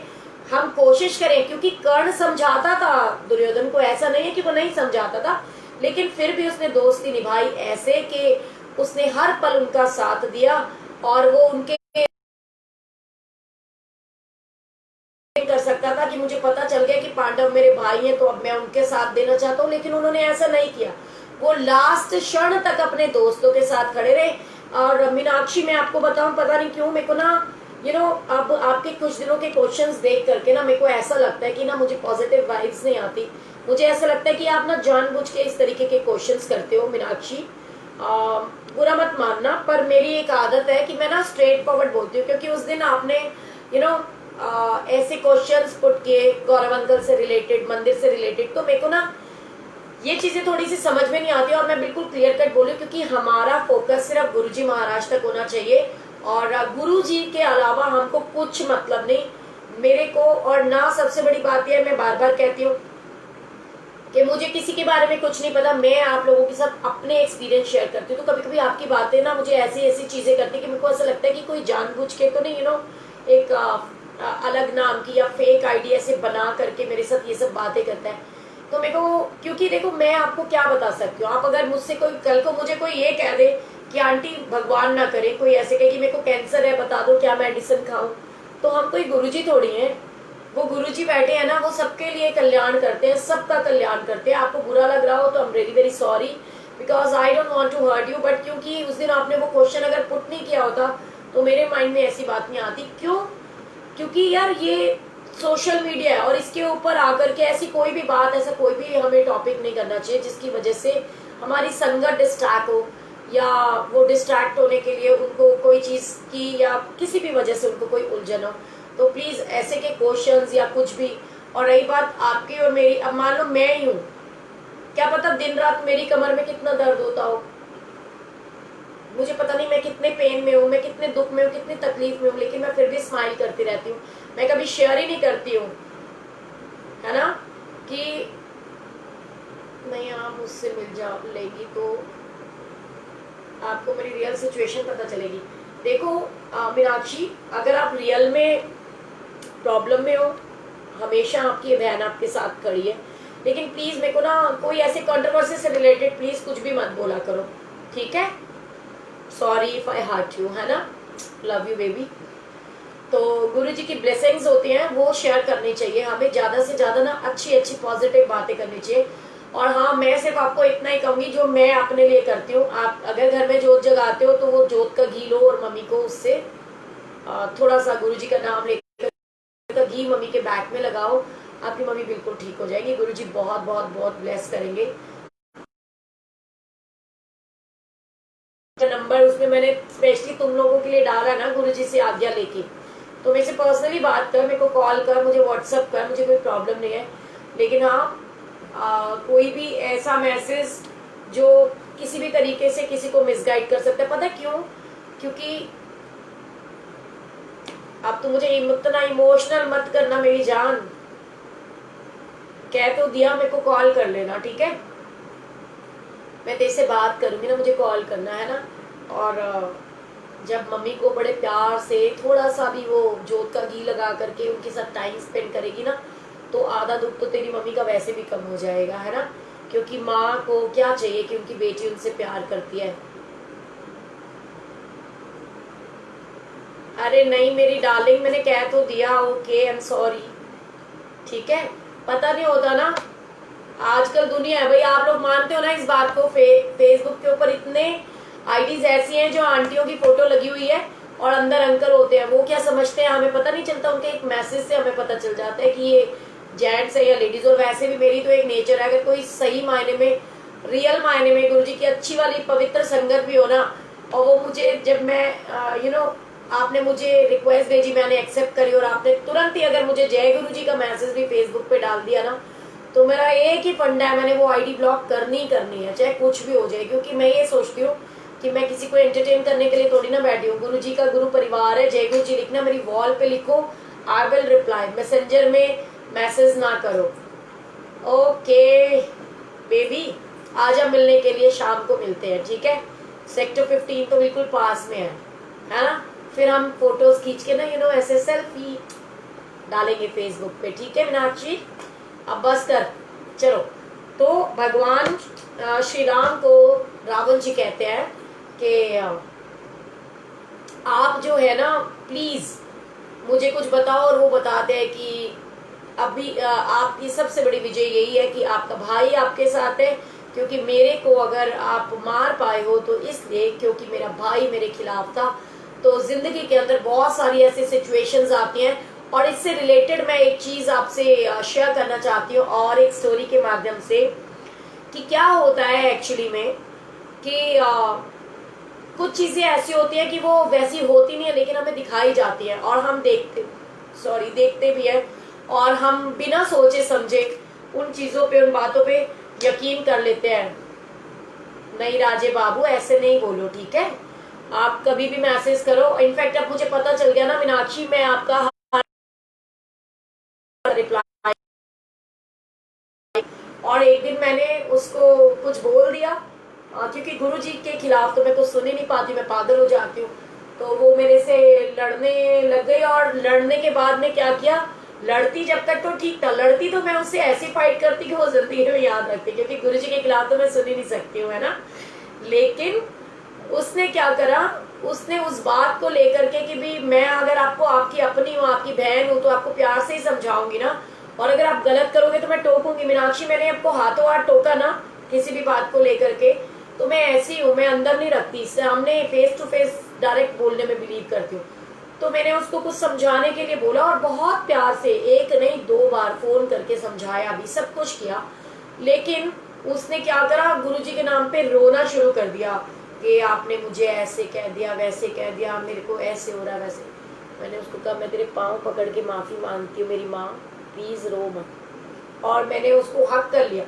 उसके बाद पता चलता है कि वो सबको बोलिए कि सोनिया आंटी ने तो मेरे फीट टच करे। तो देखो पता क्या होता है, इन चीजों में ना कुछ नहीं रखा, क्योंकि इसके ऊपर एक छोटी सी स्टोरी शेयर करती हूँ कि मैं क्यों किसी को भी सॉरी बोल देती हूँ। एक बार की बात है, सम्राट अशोका सम्राट था ना, सभी को पता है, जिसके नाम पे अशोका चक्र बना है। तो सम्राट अशोक जो थे वो एक बार जंगल की तरफ जा रहे होते हैं, जैसे कि वो, और उसके बाद वो अपने ना शहर की, उसके लिए वो, जैसे कहते हैं ना हम जाते हैं वो करने के लिए, क्या बोलते हैं, इंस्पेक्शन टाइप, जब वो जाते हैं तो वो जा रहे होते हैं तो वो क्या देखते हैं, उनके साथ में उनके वजीर, उनके सेनापति सब साथ होते हैं, तो वो क्या देखते हैं कि एक पेड़ के नीचे एक मुनि महाराज बैठे हुए थे, महात्मा जी बैठे हुए थे, और जो अशोक था ना, सम्राट अशोक, वो जाते हैं और ऐसे उनके कदमों में ना सर रख देते हैं। जब वो उनके कदमों में, एक आम साधारण मनुष्य के, एक मुनि महात्मा के कदमों में जब वो सर रखते हैं, एक साधारण व्यक्ति के, एक मतलब लोगों के हिसाब से वो महाराज, वो सम्राट, और वो एक साधारण सा मनुष्य, एक साधारण सा साधु, जब वो साधु के कदमों में इस तरीके से ऐसे सिर रखते हैं, तो उनका जो मंत्री होता है उसको बहुत बुरा लगता है। उसे ये बात अच्छी नहीं लगती कि हमारा इतना बड़ा सम्राट अशोक, और वो इनके पाँव में गिर गया, मतलब इनके कदमों में उन्होंने अपना सिर रख दिया, उनके पैरों में, ये बात उनको अच्छी नहीं लगती। और वो आम महात्मा के उसमें अपना सर रख दिया, तो ये बात मेरे को समझ में नहीं आई, ये क्यों किया आपने, ये बिल्कुल गलत किया। आप इतने बड़े महान वो हो, मतलब एक सम्राट हो, और आप सम्राट अशोक एक छोटे से, एक मामूली से साधु के कदमों में सर रख दिया, ये बात समझ में नहीं आई, मतलब आपने ऐसा क्यों किया। तो वो कहते हैं कि सेनापति जी आप परेशान मत हो, मैं कल सुबह आपको इसका जवाब दूंगा। वो अपने अपने घर चले जाते हैं। अगले दिन जब सेनापति जी सम्राट अशोक के पास आते हैं, तो वो सम्राट अशोक जो है ना, वो एक थैला देते हैं सेनापति जी को, और उनको बोलते हो कि इनके अंदर ना चार ऐसी वस्तुएं, चार ऐसी चीजें हैं जिसको शाम होने से पहले तुम्हें बेच के आना है। बहुत ध्यान से सुनने वाली चीज है और बहुत बढ़िया आंसर मिलेगा अगर दिल से सुनोगे, और ज्यादा से ज्यादा संगत के साथ शेयर करना, क्योंकि ये जो स्टोरी मैं अब आखिर की 2 बताने वाली हूँ ना, ये इतनी जरूरी है कि पता नहीं कितनी संगत ने तर जाना। वो कहते ना, कहीं तर गए कहीं ने तर जाना, जिन्होंने तेरा नाम जपया। सो ये इतनी जरूरी है कि मैं चाहती हूँ कि ये जितने भी लोग अभी इस समय मुझे देख पा रहे हैं, चाहे वो यूट्यूब के माध्यम से, चाहे वो फेसबुक के माध्यम से, वो सबसे पहले शेयर का बटन दबाइए, इनको शेयर कर दीजिए अभी हाथों हाथ। पहले बेशक किया हो, एक बार और कर दो, किसी नए बंदे के साथ, किसी नए ग्रुप के साथ, किसी नए व्यक्ति के साथ। मालूम नहीं किसको ये आंसर चाहिए हो, कौन ये बात पूछ रहा हो। तो आप सभी लोग सत्संग को शेयर करने की सेवा कीजिए। उसके बाद मैं ठीक 2 मिनट बाद आपसे इस बारे में बात करूंगी कि मैं आपसे शेयर करना चाहती हूँ, ठीक है। तो सभी लोग इस सत्संग को शेयर कीजिए, क्योंकि ये जो आप आ रहा है ना, ये बहुत जरूरी कि सम्राट अशोक अगले दिन अपने सेनापति को बोलते हैं कि वो कहते हैं, वो एक थैला देते हैं जिसके अंदर होता क्या है वो मैं बाद में बताऊंगी। पहले वो उसको बोलते हैं कि इसके अंदर 4 वस्तुएं हैं, और ये चारों वस्तुएं शाम होने से पहले पहले आपको बेच के आनी है। सेनापति जी निकल जाते हैं। जब सेनापति जी निकल जाते हैं बेचने के लिए बाजार में, तो वो क्या देखते हैं, उसके अंदर 4 क्या होते हैं, उसके अंदर 4 जो है ना सिर होते हैं, सिर, ठीक है। 4 सिर होते हैं। वो किसके होते हैं, एक तो होता है लाइक मेरे को इतना ध्यान नहीं, बड़े दिन हो गए हैं वैसे, एक होता है शेर का, एक होता है घोड़े का, और एक होता है, एक शेर का, एक घोड़े का। मीन्स की जैसे शेर का, घोड़े का, हिरन का, वो तीनों सिर तो बिक जाते हैं, लेकिन जो आदमी का शीश होता है ना, मतलब एक व्यक्ति का जो सिर होता है, वो नहीं बिकता। वो बड़ी कोशिश करता है, लोगों को कहते हैं खरीद लो, वो कहते हैं हम क्या करेंगे, हम पागल हैं क्या, हम इस आदमी का शीश ले करके इसको क्या करेंगे। ओके, पुष्टि से मैं अभी 2 मिनट में मिलती हूँ आपसे, थोड़ी देर, 2 मिनट दीजिए बस। तो कहते हैं कि इस शीश का हम क्या करेंगे बताइए। तो वो ये बोलते हैं, मीनाक्षी कहाँ चली गई क्या नाराज होके। सब लोग जय गुरु जी लिख दो, जो लोग यूट्यूब के माध्यम से देख रहे हैं, मेरे को पता तो चले कि आप लोग नाराज नहीं हो गए मेरे से, हैं। सो वो क्या करते हैं कि वो पूरी उसमें जब घूमते हैं, तो सभी लोग वहां से मना करते हैं, भैया हम पागल नहीं है, हम एक इंसान का जो है ये मरा हुआ कटा हुआ सिर, हम क्या करेंगे इसको लेकर के, इसको जला दो, क्योंकि अगर हमने इसको अपने पास रखा तो हमारे ऊपर तो अभी के अभी पुलिस आएगी और हमारे को पकड़ के ले जाएगी, वो कहेगी कि इसने इसको मारा है। सभी को जय गुरु जी। अंजना जी, सुनीता जी, राधा जी, मीनाक्षी जी, अलका चावला जी, अंजलि, राधा जी, सभी को जय गुरु जी। ठीक है। तो और मीनाक्षी तू गायब हो गई है, मेरे को पता चल गया है कि तू नाराज हो गई है मेरी डार्लिंग। तो वो ये बोलते हैं कि प्रिया आहूजा जी जय गुरु जी, अनु जी जय गुरु जी, सीमा जी, शिवानी जी, तो सभी को जय गुरु जी। वो ये कहते हैं कि भाई आप इसको ले जाइए, नहीं तो ये तो उल्टा हमारे ऊपर बहुत गलत हो जाएगा। तो वो कहते हैं कि ठीक है। वो जाते हैं और वो राजा के पास जाते हैं रात को और पहुंचते हैं और वो कहते हैं राजा जी मैं आपसे एक क्षमा चाहता हूँ। बोले क्षमा कैसे? वो कहते क्षमा इसलिए चाहता हूँ कि जो आपने 4 सिर दिए थे ना, 3 सर तो बिक गए, घोड़े का भी बिक गया, शेर का भी बिक गया, हिरण का भी बिक गया, लेकिन जो आपने इंसान का सिर दिया था वो नहीं बिका। तो वो कहते हैं यही तुम्हारे सवालों का जवाब था। तुमने कहा कि तुमने उन महात्मा जी के ऐसे शीश क्यों झुका दिया।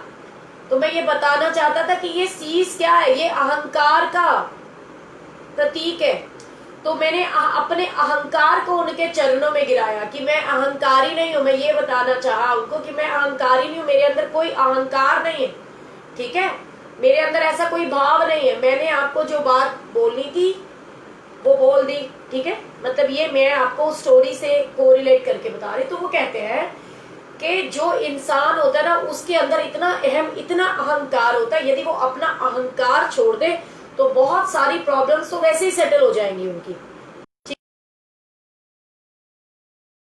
तो उन्होंने बोला कि देखो जो जानवर होते हैं ना, इनकी खाल, इनका सिर, ये मरने के बाद भी, जैसे कि भैंसे का सिर आप दे दो तो वो उनके मरने के बाद भी उनके चमड़े के जूते बन जाते हैं, हिरन के सींग और हाथी के दांत, ये सब काम आते हैं, ये सब काम आते हैं, लेकिन वो नहीं होता।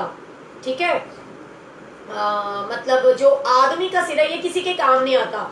और यही मैं आपको समझाना चाह रहा था कि वो कहते ना झुकता वो है जिसमें जान होती है, अकड़ तो मुर्दे की पहचान होती है। सो मन में ये भाव हमेशा होना चाहिए कि हम कभी अकड़ ना दिखाएं, नीवापन लाएं, क्योंकि गुरु जी कहते हैं कि नीवे नु फल लग दे। सो हम पूरे गुरु परिवार के लोग हैं, तो उनको इस चीज को हमेशा से समझना चाहिए कि नीवे नु फल लग दे। और जो लोग YouTube के माध्यम से देख रहे हैं, मैं 2 मिनट के लिए इस वीडियो को बंद कर रही हूँ और दोबारा से स्टार्ट कर रही हूँ। जय गुरु जी, शुक्राना गुरु जी।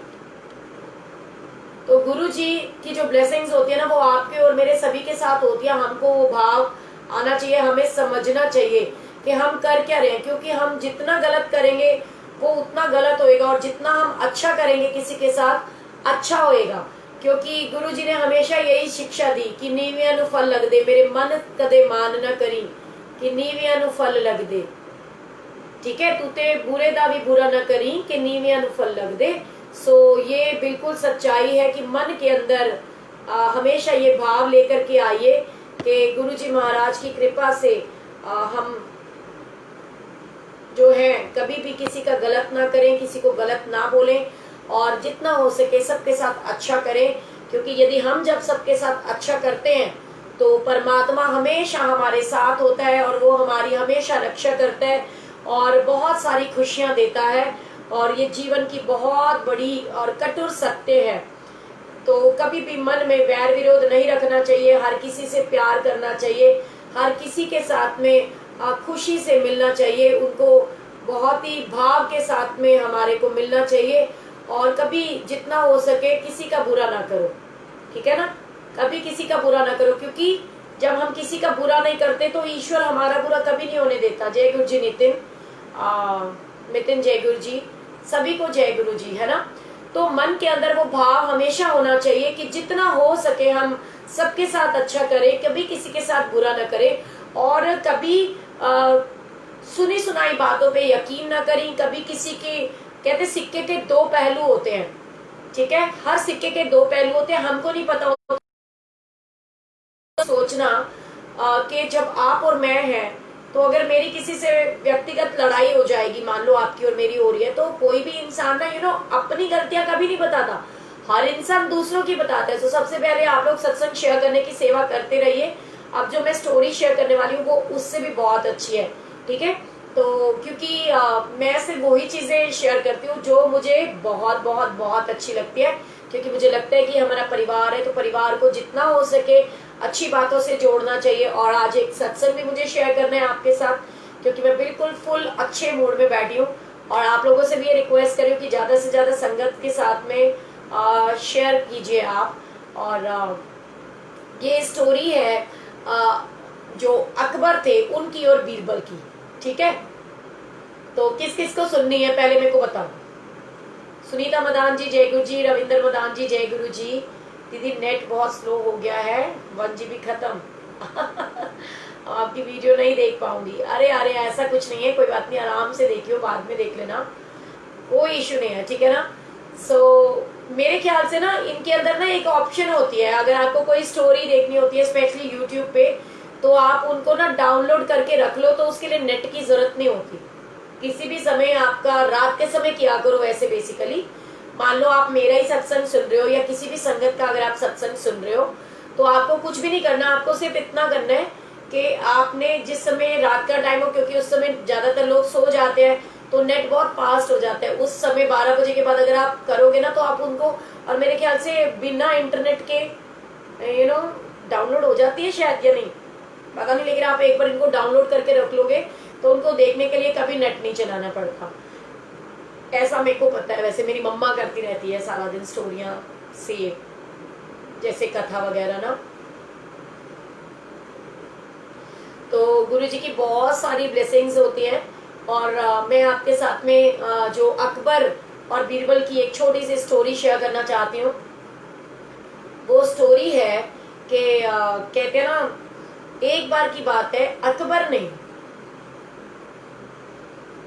अपने बीरबल से पूछा कि बीरबल तुम तो इतने ज्ञानी हो, इतने समझदार हो, मुझे ये बताओ कि ना समझ में यानी और बुद्धिमान में कितना अंतर होता है।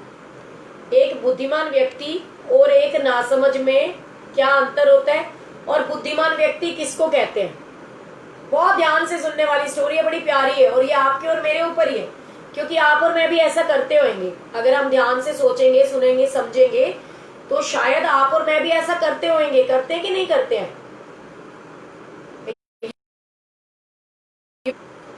तो फिर मैं बंद कर दूं इसको,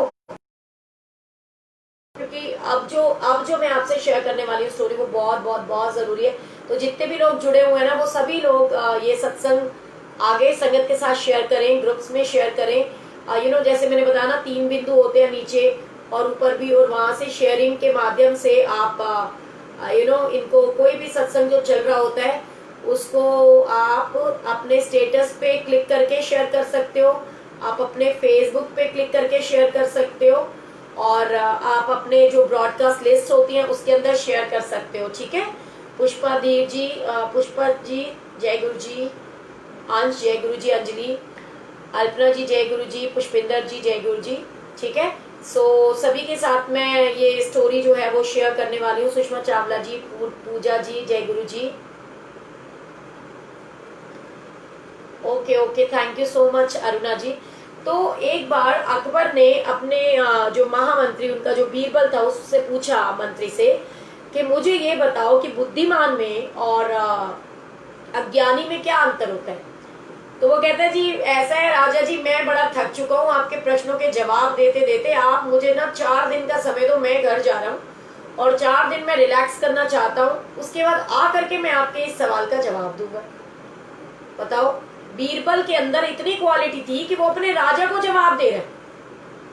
अब मैं आपसे 2 चीजें और शेयर करूंगी कि गुरु के साथ कभी भी, वो कहते ना, सुनो मेरे गुरु भाई, सुनो मेरी गुरु बहना, गुरु अविज्ञा कभी न करना, गुरु अविज्ञा कदे न करना, सदा सुखी जी रहना। ऐसा क्यों कहते हैं? क्योंकि जो गुरु की अविज्ञा करते हैं ना, फिर उनका कुछ नहीं हो सकता। गुरु की अविज्ञा नहीं करनी चाहिए, क्योंकि गुरु जो आपको समझा रहा है, भाई गुरु क्यों है? अगर गुरु में कोई क्वालिटी है तभी तो आप उसके शिष्य बने हो ना। अच्छा, इसको एक छोटी सी बात छोटे एग्जाम्पल से करते हैं। मैं आपकी बहन हूं, अगर आप मुझसे प्यार करते हो, आप अगर मुझे अपनी रियल में सिस्टर मानते हो, या आप मुझे अपनी दोस्त मानते हो, अपनी बहन मानते हो, गुरु संगत मानते हो, अगर आप मुझे कुछ मानते हो, आप मुझसे प्यार करते हो, तभी आप मुझे देखने के लिए बैठते हो, आप मेरे साथ में इतना टाइम स्पेंड करते हो, है ना। आप मुझे देखने के लिए बैठते हो, आप, मैं कहती हूँ शेयर करो, आप शेयर भी करते हो। तो क्यों करते हो? क्योंकि आपको मेरे पे कुछ तो थोड़ा सा भरोसा होगा, कोई बात आपको मेरी अच्छी लगती होगी, या मैं आपको अच्छी लगती होंगी, या आप मुझसे प्यार करते होगे कि ये हमारी बहन है, ये बहुत अच्छी संगत है, या जो भी है, वट एवर इट इज। या कोई इसलिए भी मुझे देखते होंगे कि यार ये तो बड़ी धूर्त औरत है, अब देखो ये क्या बोलेगी, मैं तो सुनना चाहता हूँ। बहुत सारे लोग ऐसे भी हैं जिनको ये पता है कि ये सच बोलती है और बहुत कड़वा बोलती है, आगे लोग, इन सब चीजों से फर्क नहीं पड़ना चाहिए। क्योंकि हम क्या है, वो कहते हैं ना कि जिंदगी के अंदर शेर बनो, जिंदगी में खुद को शेर बनाओ। देखो दो चीजें होती हैं, सिंहासन पाने के लिए गीदड़ बन जाओ, या शेर बन करके ऊपर पहाड़ के एक पत्थर पे चढ़ जाओ। दो चीजें हैं, या तो सिंहासन पाने के लिए गीदड़ बन जाओ और लोगों के आगे झुक जाओ, ठीक है। मीन्स जैसे कि एक एग्जांपल देती हूँ, कहते हैं कि जैसे ऑर्गेनाइजेशंस बनी होती हैं, बहुत सारे मंदिर गुरुद्वारे होते हैं। कई बार हम लोग ऑर्गेनाइजेशन से जुड़ते हैं सिर्फ इसलिए, और हम चुप रहते हैं, वहां कुछ भी हो रहा होता है, आड़ा माड़ा टेढ़ा तिरछा, कभी नहीं बोलते। पता क्यों? क्योंकि डर लगता है कि अगर मान लो किसी बड़े व्यक्ति ने कुछ गलत कर दिया, हम उसको कुछ बोलेंगे तो हमारी तो सेवा खत्म हो जाएगी, तो हम लोग चुप हो जाते हैं। मान लो मेरे अपने, मैं आपको एक सत्संग शेयर करती हूँ, एक बार की बात है। मैं ऐसा क्यों कह रही हूँ कि शेर बनो, गीदड़ मत बनो। क्योंकि गीदड़ बन करके सिंहासन पे बैठना और शेर बन करके एक चट्टान पे बैठ जाना, दोनों इक्वल है। क्योंकि जो शेर है ना, जिस चट्टान पे शेर बैठ जाता है ना, वो चट्टान ही शेर का सिंहासन बन जाती है। ये याद रखिएगा, जिस चट्टान पे शेर बैठ जाता है वो सिंहासन बन जाता है, वो चट्टान ही उसका सिंहासन बन जाता है। लेकिन अगर कोई गीदड़ व्यक्ति है और वो सिर्फ इसलिए कि मुझे कुर्सी मिल जाए, मुझे मान सम्मान मिल जाए, मुझे ये सेवा मिल जाए, मुझे ये पैसा मिल जाए, इन चक्रों में लोगों के साथ में जुड़ते हैं और उनकी जी हुजूरी करते हैं, गलत करते हैं, तो ऐसे लोगों का कभी जीवन में कुछ नहीं होता, वो गलत ही करते रह जाते हैं। और उनके साथ में आखिर के जिस सेवा के चक्कर में वो इतना तामझाम ये ड्रामे कर रहे होते हैं ना, वो सेवा भी उनकी चली जाती है। क्योंकि तब तक वो ईश्वर उनसे रुष्ट हो जाता है, तो वो सेवा भी उनकी चली जाती है। तो मैं ऐसा क्यों कह रही हूँ, मैं एक स्टोरी सुनाती हूँ। मतलब ये स्टोरी नहीं है, ये रियल सत्य है। एक बार, ये मंदिर की बात है हमारे, मतलब मैं अपने बड़े मंदिर की बात बताती हूँ आपको। मैं सेवा पे थी, और मैं सेवा पे थी तो मैं मंदिर जाती हूँ। मेरे को रास्ते में, मैं मंदिर के रास्ते में ही होती हूँ, अभी मेट्रो में होती हूँ, तो मेरे को एक अंकल का फोन आता है कि सोनिया आंटी आप कहाँ हो। मतलब ये मैं आपसे सत्संग जो शेयर कर रही हूँ, वो बुराई करने के लिए नहीं कर रही, वो अच्छाई करने के लिए। होती नहीं है जो अरे गरे नत्थु करे लोग होते हैं ना, आपने कभी देखा होगा, आप किसी भी ज्ञानी महाज्ञानी किसी गुरु के वहां जाओ, तो जो गुरु होता है ना, उसके अंदर कोई अभिमान नहीं होता। वो हर एक संगत से मिलना चाहते हैं, वो हर एक को आशीर्वाद देना चाहते हैं, लेकिन उनके पास जो आसपास जो चेले चपाटे होते हैं ना, वो गुरु के पास पहुंचने ही नहीं देते, वो गुरु के पास पहुंचने ही नहीं देते। इसके लिए भी मैं साथ साथ, क्योंकि मैं प्रैक्टिकल करके दिखाती हूँ। मैं एक दिन सुना कि गुरुजी महाराज कहते सी मैं प्रैक्टिकल गुरु हाँ, मैं प्रैक्टिकल करके दिखाना, तो मैं भी अपने गुरु की प्रैक्टिकल थी, मैं भी प्रैक्टिकल के नाल तुहानू दसदी हाँ। मेरी नई नई शादी हुई, मेरे हस्बैंड बहुत बीमार थे, उनको जॉन्डिस था। अब उनको जॉन्डिस था तो सिंपल सी बात है, उनकी भाई पति बीमार होएगा तो बीवी को तो बहुत दुख होगा ही होगा। लेकिन हमारे जो गुरुजी हैं, उनके फरवरी में उनका महाशिवरात्रि पे उत्सव होता है, सालाना उत्सव। वो मेरी शादी फरवरी में हुई थी और वहाँ महाशिवरात्रि का उत्सव था, तो फैमिली कहती है जाना है जी, जाना है, तो अब हम भी गए। वहां गए तो वहां पहुंचते ही जो मेरे हस्बैंड हैं, उनको तो अभी हम पहुंचे ही थे, शायद एक दिन भी नहीं हुआ था हमको, वो उत्सव स्टार्ट हुआ जब गुरुजी महाराज गद्दी पे बैठ चुके थे। लेकिन मैं आपको ये दिखाऊंगी कि कितना बड़ा गुरु है, इतना बड़ा गुरु, इतना बड़ा समागम, इतने सारे लोग, लेकिन गुरु के अंदर ना कोई अहम है ना कोई ईगो है। शायद इसीलिए वो रब है और हम बच्चे हैं। ठीक है, जय गुरु जी कंचन। तो मैं आपके साथ में वो सत्संग शेयर करती हूँ कि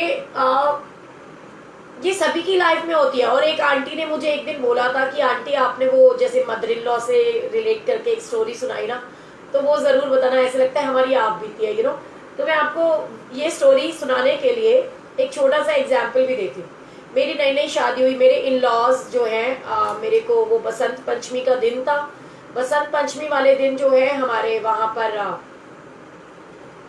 बेटे वहीं पर देख ले, तो वहाँ क्या हुआ कि जो गुरुजी होते हैं वो यहाँ आते हैं, मतलब बसंत पंचमी थी पे आते हैं या पता नहीं गुरु पूर्णिमा, में को ध्यान नहीं आ रहा, मतलब ऐसा कोई उत्सव होता है तो वो यहाँ आए हुए होते हैं। ये चंदन नगर में, जो गांधीनगर के आसपास कहीं पड़ता है, चंदन नगर में आई थिंक गुरु पूर्णिमा पे आते हैं, सॉरी, या पता नहीं उस दिन Basant Panchami, I don't know, क्योंकि फरवरी में, हाँ गुरु पूर्णिमा नहीं थी, बसंत पंचमी था, बसंत पंचमी थी, क्योंकि वो आई थिंक फरवरी में आती है ना शायद, जो भी है।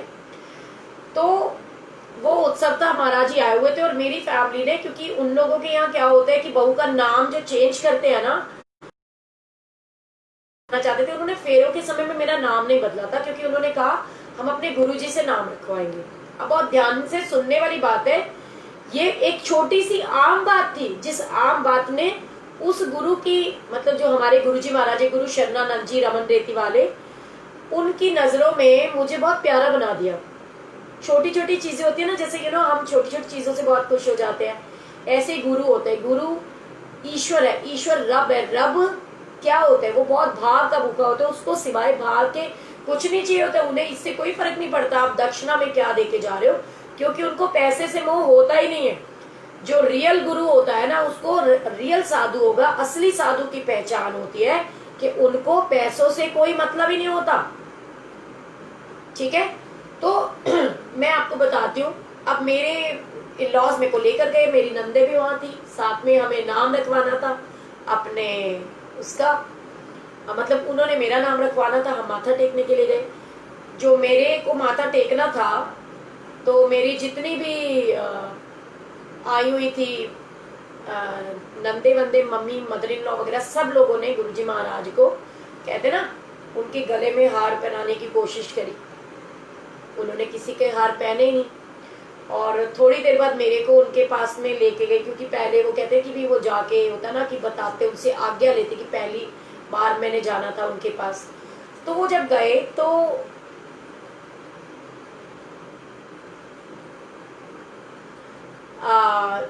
आपके सवाल का जवाब देती हूँ। आपने शायद सुना नहीं, मैंने ये बताया कि ये मेरे इन लॉज के गुरुजी हैं, ठीक है। और कहते कि अगर अच्छे माँ बाप, जो संस्कारी पेरेंट्स होते हैं, वो अपने बच्चों को कभी भी अपने गुरु धारण नहीं करवाते। क्यों? क्योंकि वो ये सोचते हैं कि जब हमारी बेटी अपने इन लॉज के यहाँ जाएगी तो माँ बाप का फर्ज होता है, और एक बेटी का, एक बहू का ये फर्ज होता है कि वो अपने ससुराल वाले गुरुओं को पूरा मान सम्मान दे। ठीक है, तो ये फर्क होता है। वो मेरे इन लॉज के गुरु हैं, जिनके पास वो मुझे नाम रखवाने के लिए लेके गए। ठीक है, और जो गुरुजी महाराज हमारे गुरुजी हैं, ये मेरी जिंदगी में 6 साल पहले आए, और मैं अब 6 साल की तो हूं नहीं, मैं आज 42 ईयर्स की हूँ, और 42 साल के सफर में मेरे पता नहीं कितने अनगिनत गुरु रहे होंगे। क्योंकि गुरु कौन होता है? जो सही राह पे चलाता है, सच का मार्ग देता है। ठीक है, और हम जो टीचर, स्कूल में अध्यापक होते हैं, वो भी हमारे गुरु होते हैं। जो हमारे अध्यापक होते हैं वो भी गुरु होते हैं। और आपने शायद सुना होगा, इंग्लिश का गुरु अलग होता है, हिंदी का टीचर अलग होता है, मैथ्स का अलग होता है, साइंस का अलग होता है। सो सबसे पहले तो मैं आपको यही चीज कहना चाहती हूँ कि ठीक है, तो मुझे बिल्कुल बुरा नहीं लगा, बहुत अच्छा सवाल है ये।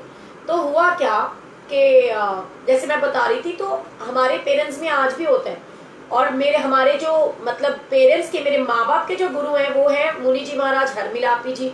ठीक है, वो मेरे इन लॉज के भी थे, लेकिन मेरे फादर इन लॉ ने अपने गुरु चेंज करे। ठीक है, तो अब हमारे गुरु तो वही कहलाएंगे जो मेरे फादर इन लॉ के हैं।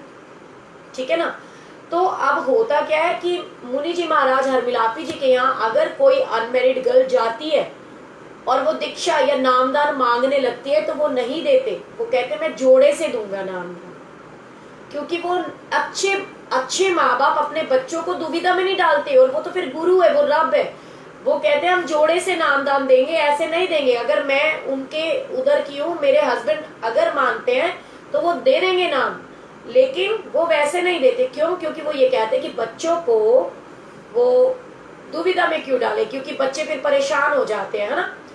सो अब मैं आपसे जो शेयर करी वो यही था कि हम गए माथा टेका, सब लोगों ने वहां पर गुरुजी को हार पहनाए।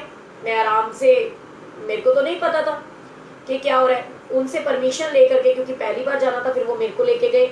और जब उन्होंने मेरे को हार पहनाने के लिए कहा तो मैंने जो है, क्योंकि ये फर्क होता है भाई, मैं जिस पेरेंट्स के साथ में पली बड़ी हूँ मैं उनके हिसाब से भी चलूंगी, और जिस संस्कारों में मैं पली बड़ी हूँ उसका भी फर्क होगा। मैं बचपन से जब मंदिर गुरुद्वारे जाती आ रही हूँ तो मैं उनको देखती हूँ ना कि जो गुरु है उनकी क्या वैल्यू है, और गुरु क्या होते हैं, हम लोग। और एक औरत को तो स्पेशली, ये आजकल ट्रेंड बन गया है कि हम लोग चौकियां जागरण में जाते हैं और कुछ भी कर रहे होते हैं तो औरतें आदमियों को हार पहनाने लग जाती हैं। ये अब देखा देखी हम भी करते हैं, ठीक है, मान सम्मान में, लेकिन एक्चुअली में ये संस्कार नहीं कहते कि कोई भी औरत किसी आदमी को हार पहनाए और कोई भी आदमी किसी औरत को हार पहनाए। मैं गुरु की बात नहीं कर रही, गुरु पहना सकता है, क्योंकि वो कहते हैं ना, मैंने पा दो प्रेम वाली जयमाला, तो जयमाला का ही वो एक प्रतिरूप होती है, यू नो। तो वो एक आदमी को पहनाने का अधिकार होता है, औरत को। और जब दो हस्बैंड वाइफ है तो वो एक दूसरे को पहना सकते हैं, लेकिन किसी का पति किसी की पत्नी को पहनाए वो चीज गलत है, मतलब ग्रंथों के हिसाब से भी वो गलत है, ठीक है। तो और फिर गुरु तो अलग है, गुरु तो भगवान है, लेकिन क्योंकि मैं उनको नतमस्तक थी, जब मैंने उनको माथा टेकना था तो मैंने उनको हार उनके गले में पहनाने के बजाय मैंने उनके चरण स्वरूप, जो उनके पांव थे, मैंने उनके पांव में हार पहनाया। और जो वो तिलक लगाना होता है ना, जो गुरु जी को तिलक लगाते हैं, वो मैंने मुश्क पे नहीं लगाया। अगर आप किसी स्पेशली बनियों के वहां, क्योंकि मैं तो कहते अच्छी शिक्षा कहीं से भी मिल सकती है, मैं बनियों के साथ रही हूँ और मैंने देखा कि वो अपने बड़े बुजुर्गों को जब होली का रंग लगाते तो उनके पैरों में लगाते हैं, उनके मुंह पे नहीं लगाते। फादर इन लॉ को भी होली का रंग लगाते हैं, लेकिन उनके चरणों में लगाते हैं, उनके पाँव में लगाते हैं, उनके मुंह पे नहीं लगाते। तो बहुत सी चीजें हैं जो हमारे आसपास से हमें बहुत अच्छे मैसेजेस देती हैं अगर हम उनको लेना चाहें। तो मेरे गुरुजी महाराज, यू नो, मुंह से गुरुजी महाराज ही निकलते हैं। तो गुरुजी ने बोला, उन्होंने कि तुम्हारी बहू तो बहुत संस्कारी है, तो तुम इसका नाम रखवाने आई हो ना। तो वैसे तो मैं ना इसको देख करके मेरा मन तो यह है कि मैं इसका नाम सौम्या रख दूं, ठीक है, कि मेरा मन तो है कि मैं इसका नाम सौम्या रख दूं, लेकिन तुमको सौम्या बोलना नहीं आएगा। गुरुजी हमारे बहुत एडवांस, बड़े बहुत सुंदर है, मैं कहती हूँ रज के सोने हैं, वो इतने सुंदर है, इतना उनके भी चेहरे पे नूर है जैसे हमारे गुरुजी महाराज के चेहरे पे नूर है। तो जिन लोगों ने रमन रेती वाले गुरुजी, गुरु शरणानंद जी को देखा होगा, उनके चेहरों पे भी बहुत नूर है। तो कहते हैं कि इसका नाम मैं सौम्या रखना चाहता हूँ, लेकिन सौम्या रखूंगा नहीं, क्योंकि अगर सौम्या रखूंगा ना तो मैं जब आऊंगा तो तू कहेगी सोमैया गुरुजी आए हैं उनके लिए चाय बना दे, तेरे को सौम्या कहना नहीं आएगा। महाराज जी कहते हैं तेरे को सौम्या कहना नहीं आएगा, तो तू एक काम कर, मैं इसका नाम ना सुमिरन रख देता हूँ। वो कहते हैं मैं इसका नाम सुमिरन रख देता हूँ। अब उन्होंने तो बड़े प्यार में कहा कि मैं सोनिया का नाम सुमिरन रख रहा हूँ, ठीक है, और लेकिन उनका प्यार मेरे लिए दुश्मनी का कारण बन गया। उन्होंने बड़े प्यार में कहा कि मैं बेटी सोनिया का नाम सुमिरन रखता हूँ और तुम जो है ना इसके नाम की सुमिरन किया करो। उन्होंने तो जरा सा कह दिया, और कोई सास को ये बात बर्दाश्त हो सकती है कि उसके सामने उसकी बहू की तारीफ हो जाए? वो तो आजकल की सासें खुश होती है, यू नो।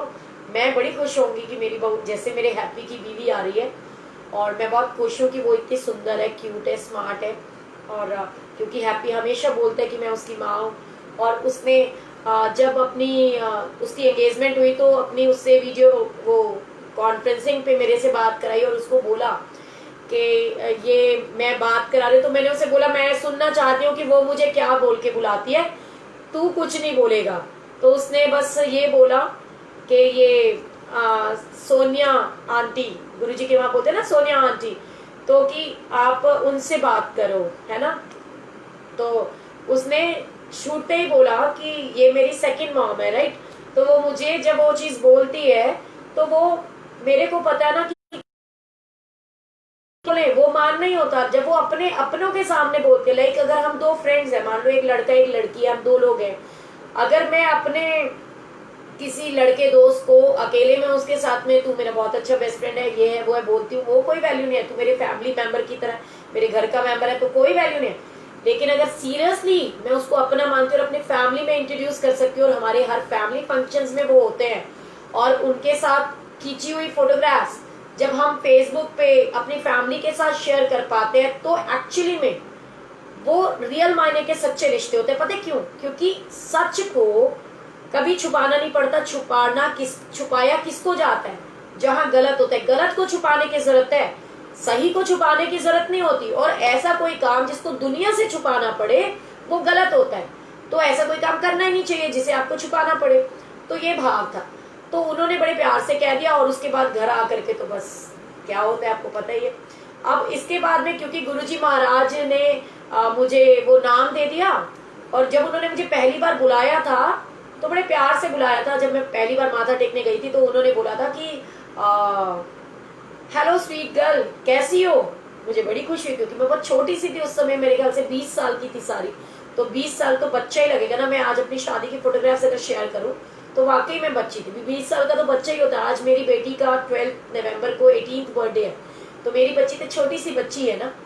तो माँ बाप के लिए तो वैसे भी बच्चे रहते हैं। और आप यकीन मानिएगा, इसको कहते हैं गुरु। की हम जब वहां पहुंचे रमन रेती आश्रम में, और वहां पर उनका वो जो महायज्ञ चल रहा था, जो सालाना उत्सव होता है जो कि शिवरात्रि पे होता है, महाशिवरात्रि पे।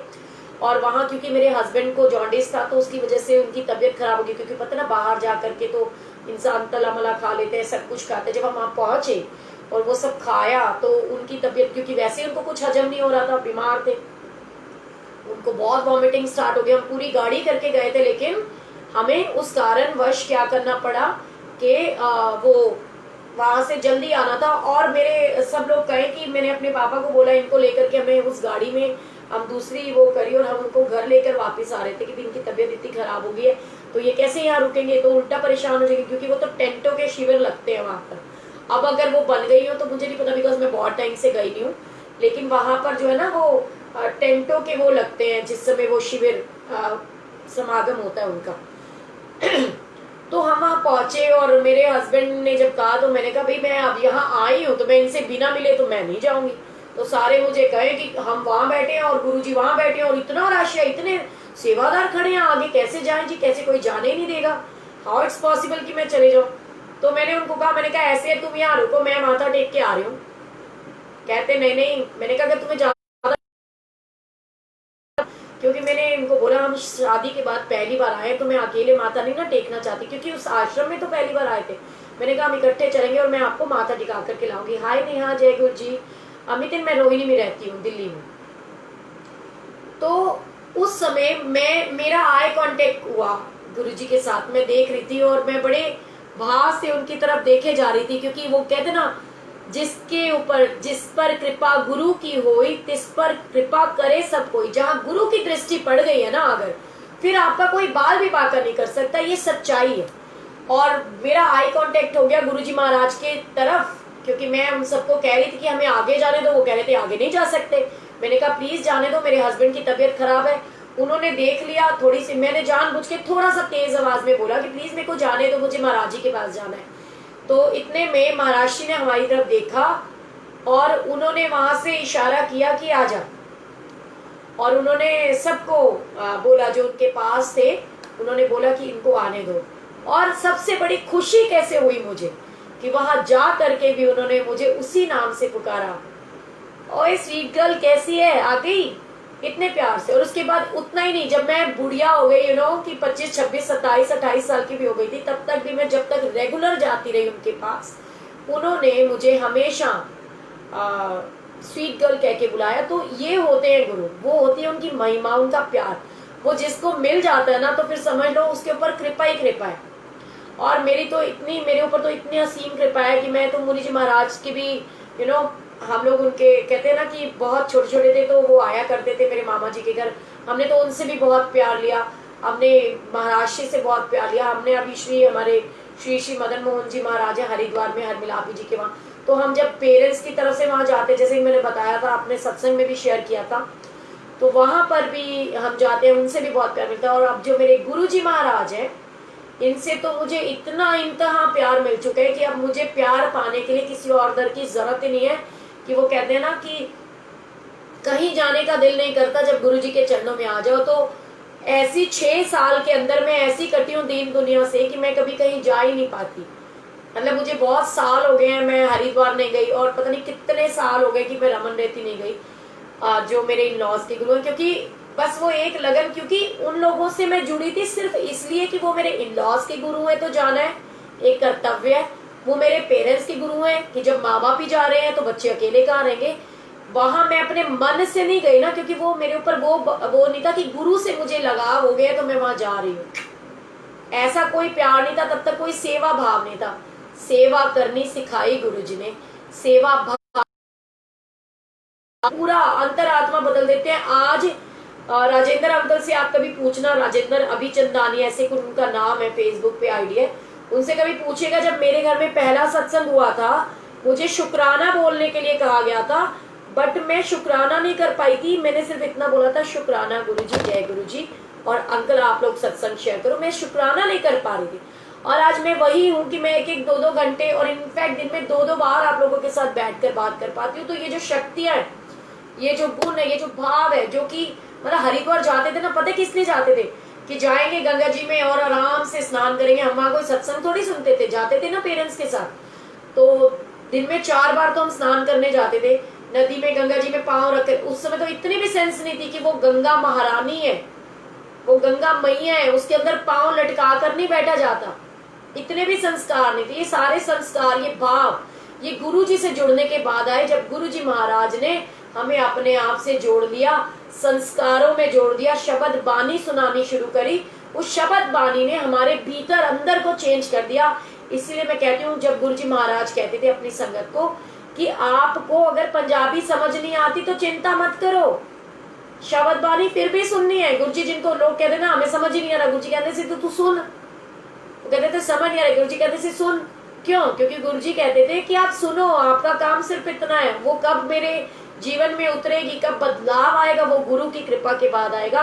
और मैं हर बार कहती हूँ कि जब आपको, कई लोग पूछते हैं कि आंटी कनेक्शन कैसे जोड़ा जाए, जब आपको मन के अंदर भाव आ जाए और आपको शब्द बानी सुननी अच्छी लग जाए, आपको किसी का सत्संग सुनना अच्छा लग जाए, आपको शब्द बानी में रस आने लगे कि आपके मन में वो मन को छूने लग जाए, आपको उससे आंसर्स मिलने लग जाए, आपके खुशियां आने लग जाए कि आप कितने भी व्यथित हो, आप चिंतित हो, आप दुखी हो, पर आप शब्द बलन चला रहे हो और आपको अच्छा लग रहा है, तो उस समय में आप समझ लीजिएगा कि गुरु की कृपा आपके ऊपर हो गई है और गुरु जी महाराज ने आपको अपने आप से जोड़ लिया।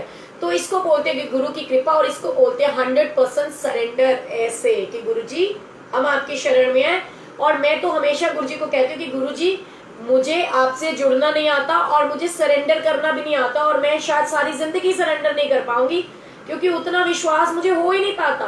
देखो मैं सच बोल रही हूँ, मुझे माता रानी के ऊपर तो चुटकियों में ऐसे बोल देती थी कि जब भी कोई बात होती थी, क्योंकि मुझे ये पता होता था, क्योंकि मुझे गुरु जी के बारे में कुछ पता नहीं था। लॉकडाउन से पहले अगर मुझे कोई कुछ पूछता था तो मैं बड़ी विचलित हो जाती थी। मैं कभी ये कह नहीं पाती थी कि हाँ भी मुझे गुरु जी पे 100% मैंने सरेंडर कर दिया, क्योंकि मैं चिंता में आ जाती थी। क्यों? अगर वो बैठी है, क्योंकि मैंने ये देखा कि मैं उससे कितना भी लड़ती हूँ, झगड़ती हूँ, अगर गलत भी बोलती हूँ, महारानी मेरे साथ कभी गलत नहीं होने देती, बट मुझे ये लगता था कि पता नहीं गुरु जी को कौन सी बात बुरी लग जाए। ये लॉकडाउन में मुझे संगत के सत्संग सुन सुन के और गुरु जी महाराज की शब्द बानी, जो इतना फ्री टाइम है, एक्चुअली में क्या होता है कि हम मंदिर गुरुद्वारे जाते तो हैं, लेकिन वहां जाकर के भी ना हम संगत से कनेक्ट हो जाते हैं, हम गुरु जी से कनेक्ट ही नहीं हो पाते। और ये गलतियां मुझसे भी हुई। कहते ना कि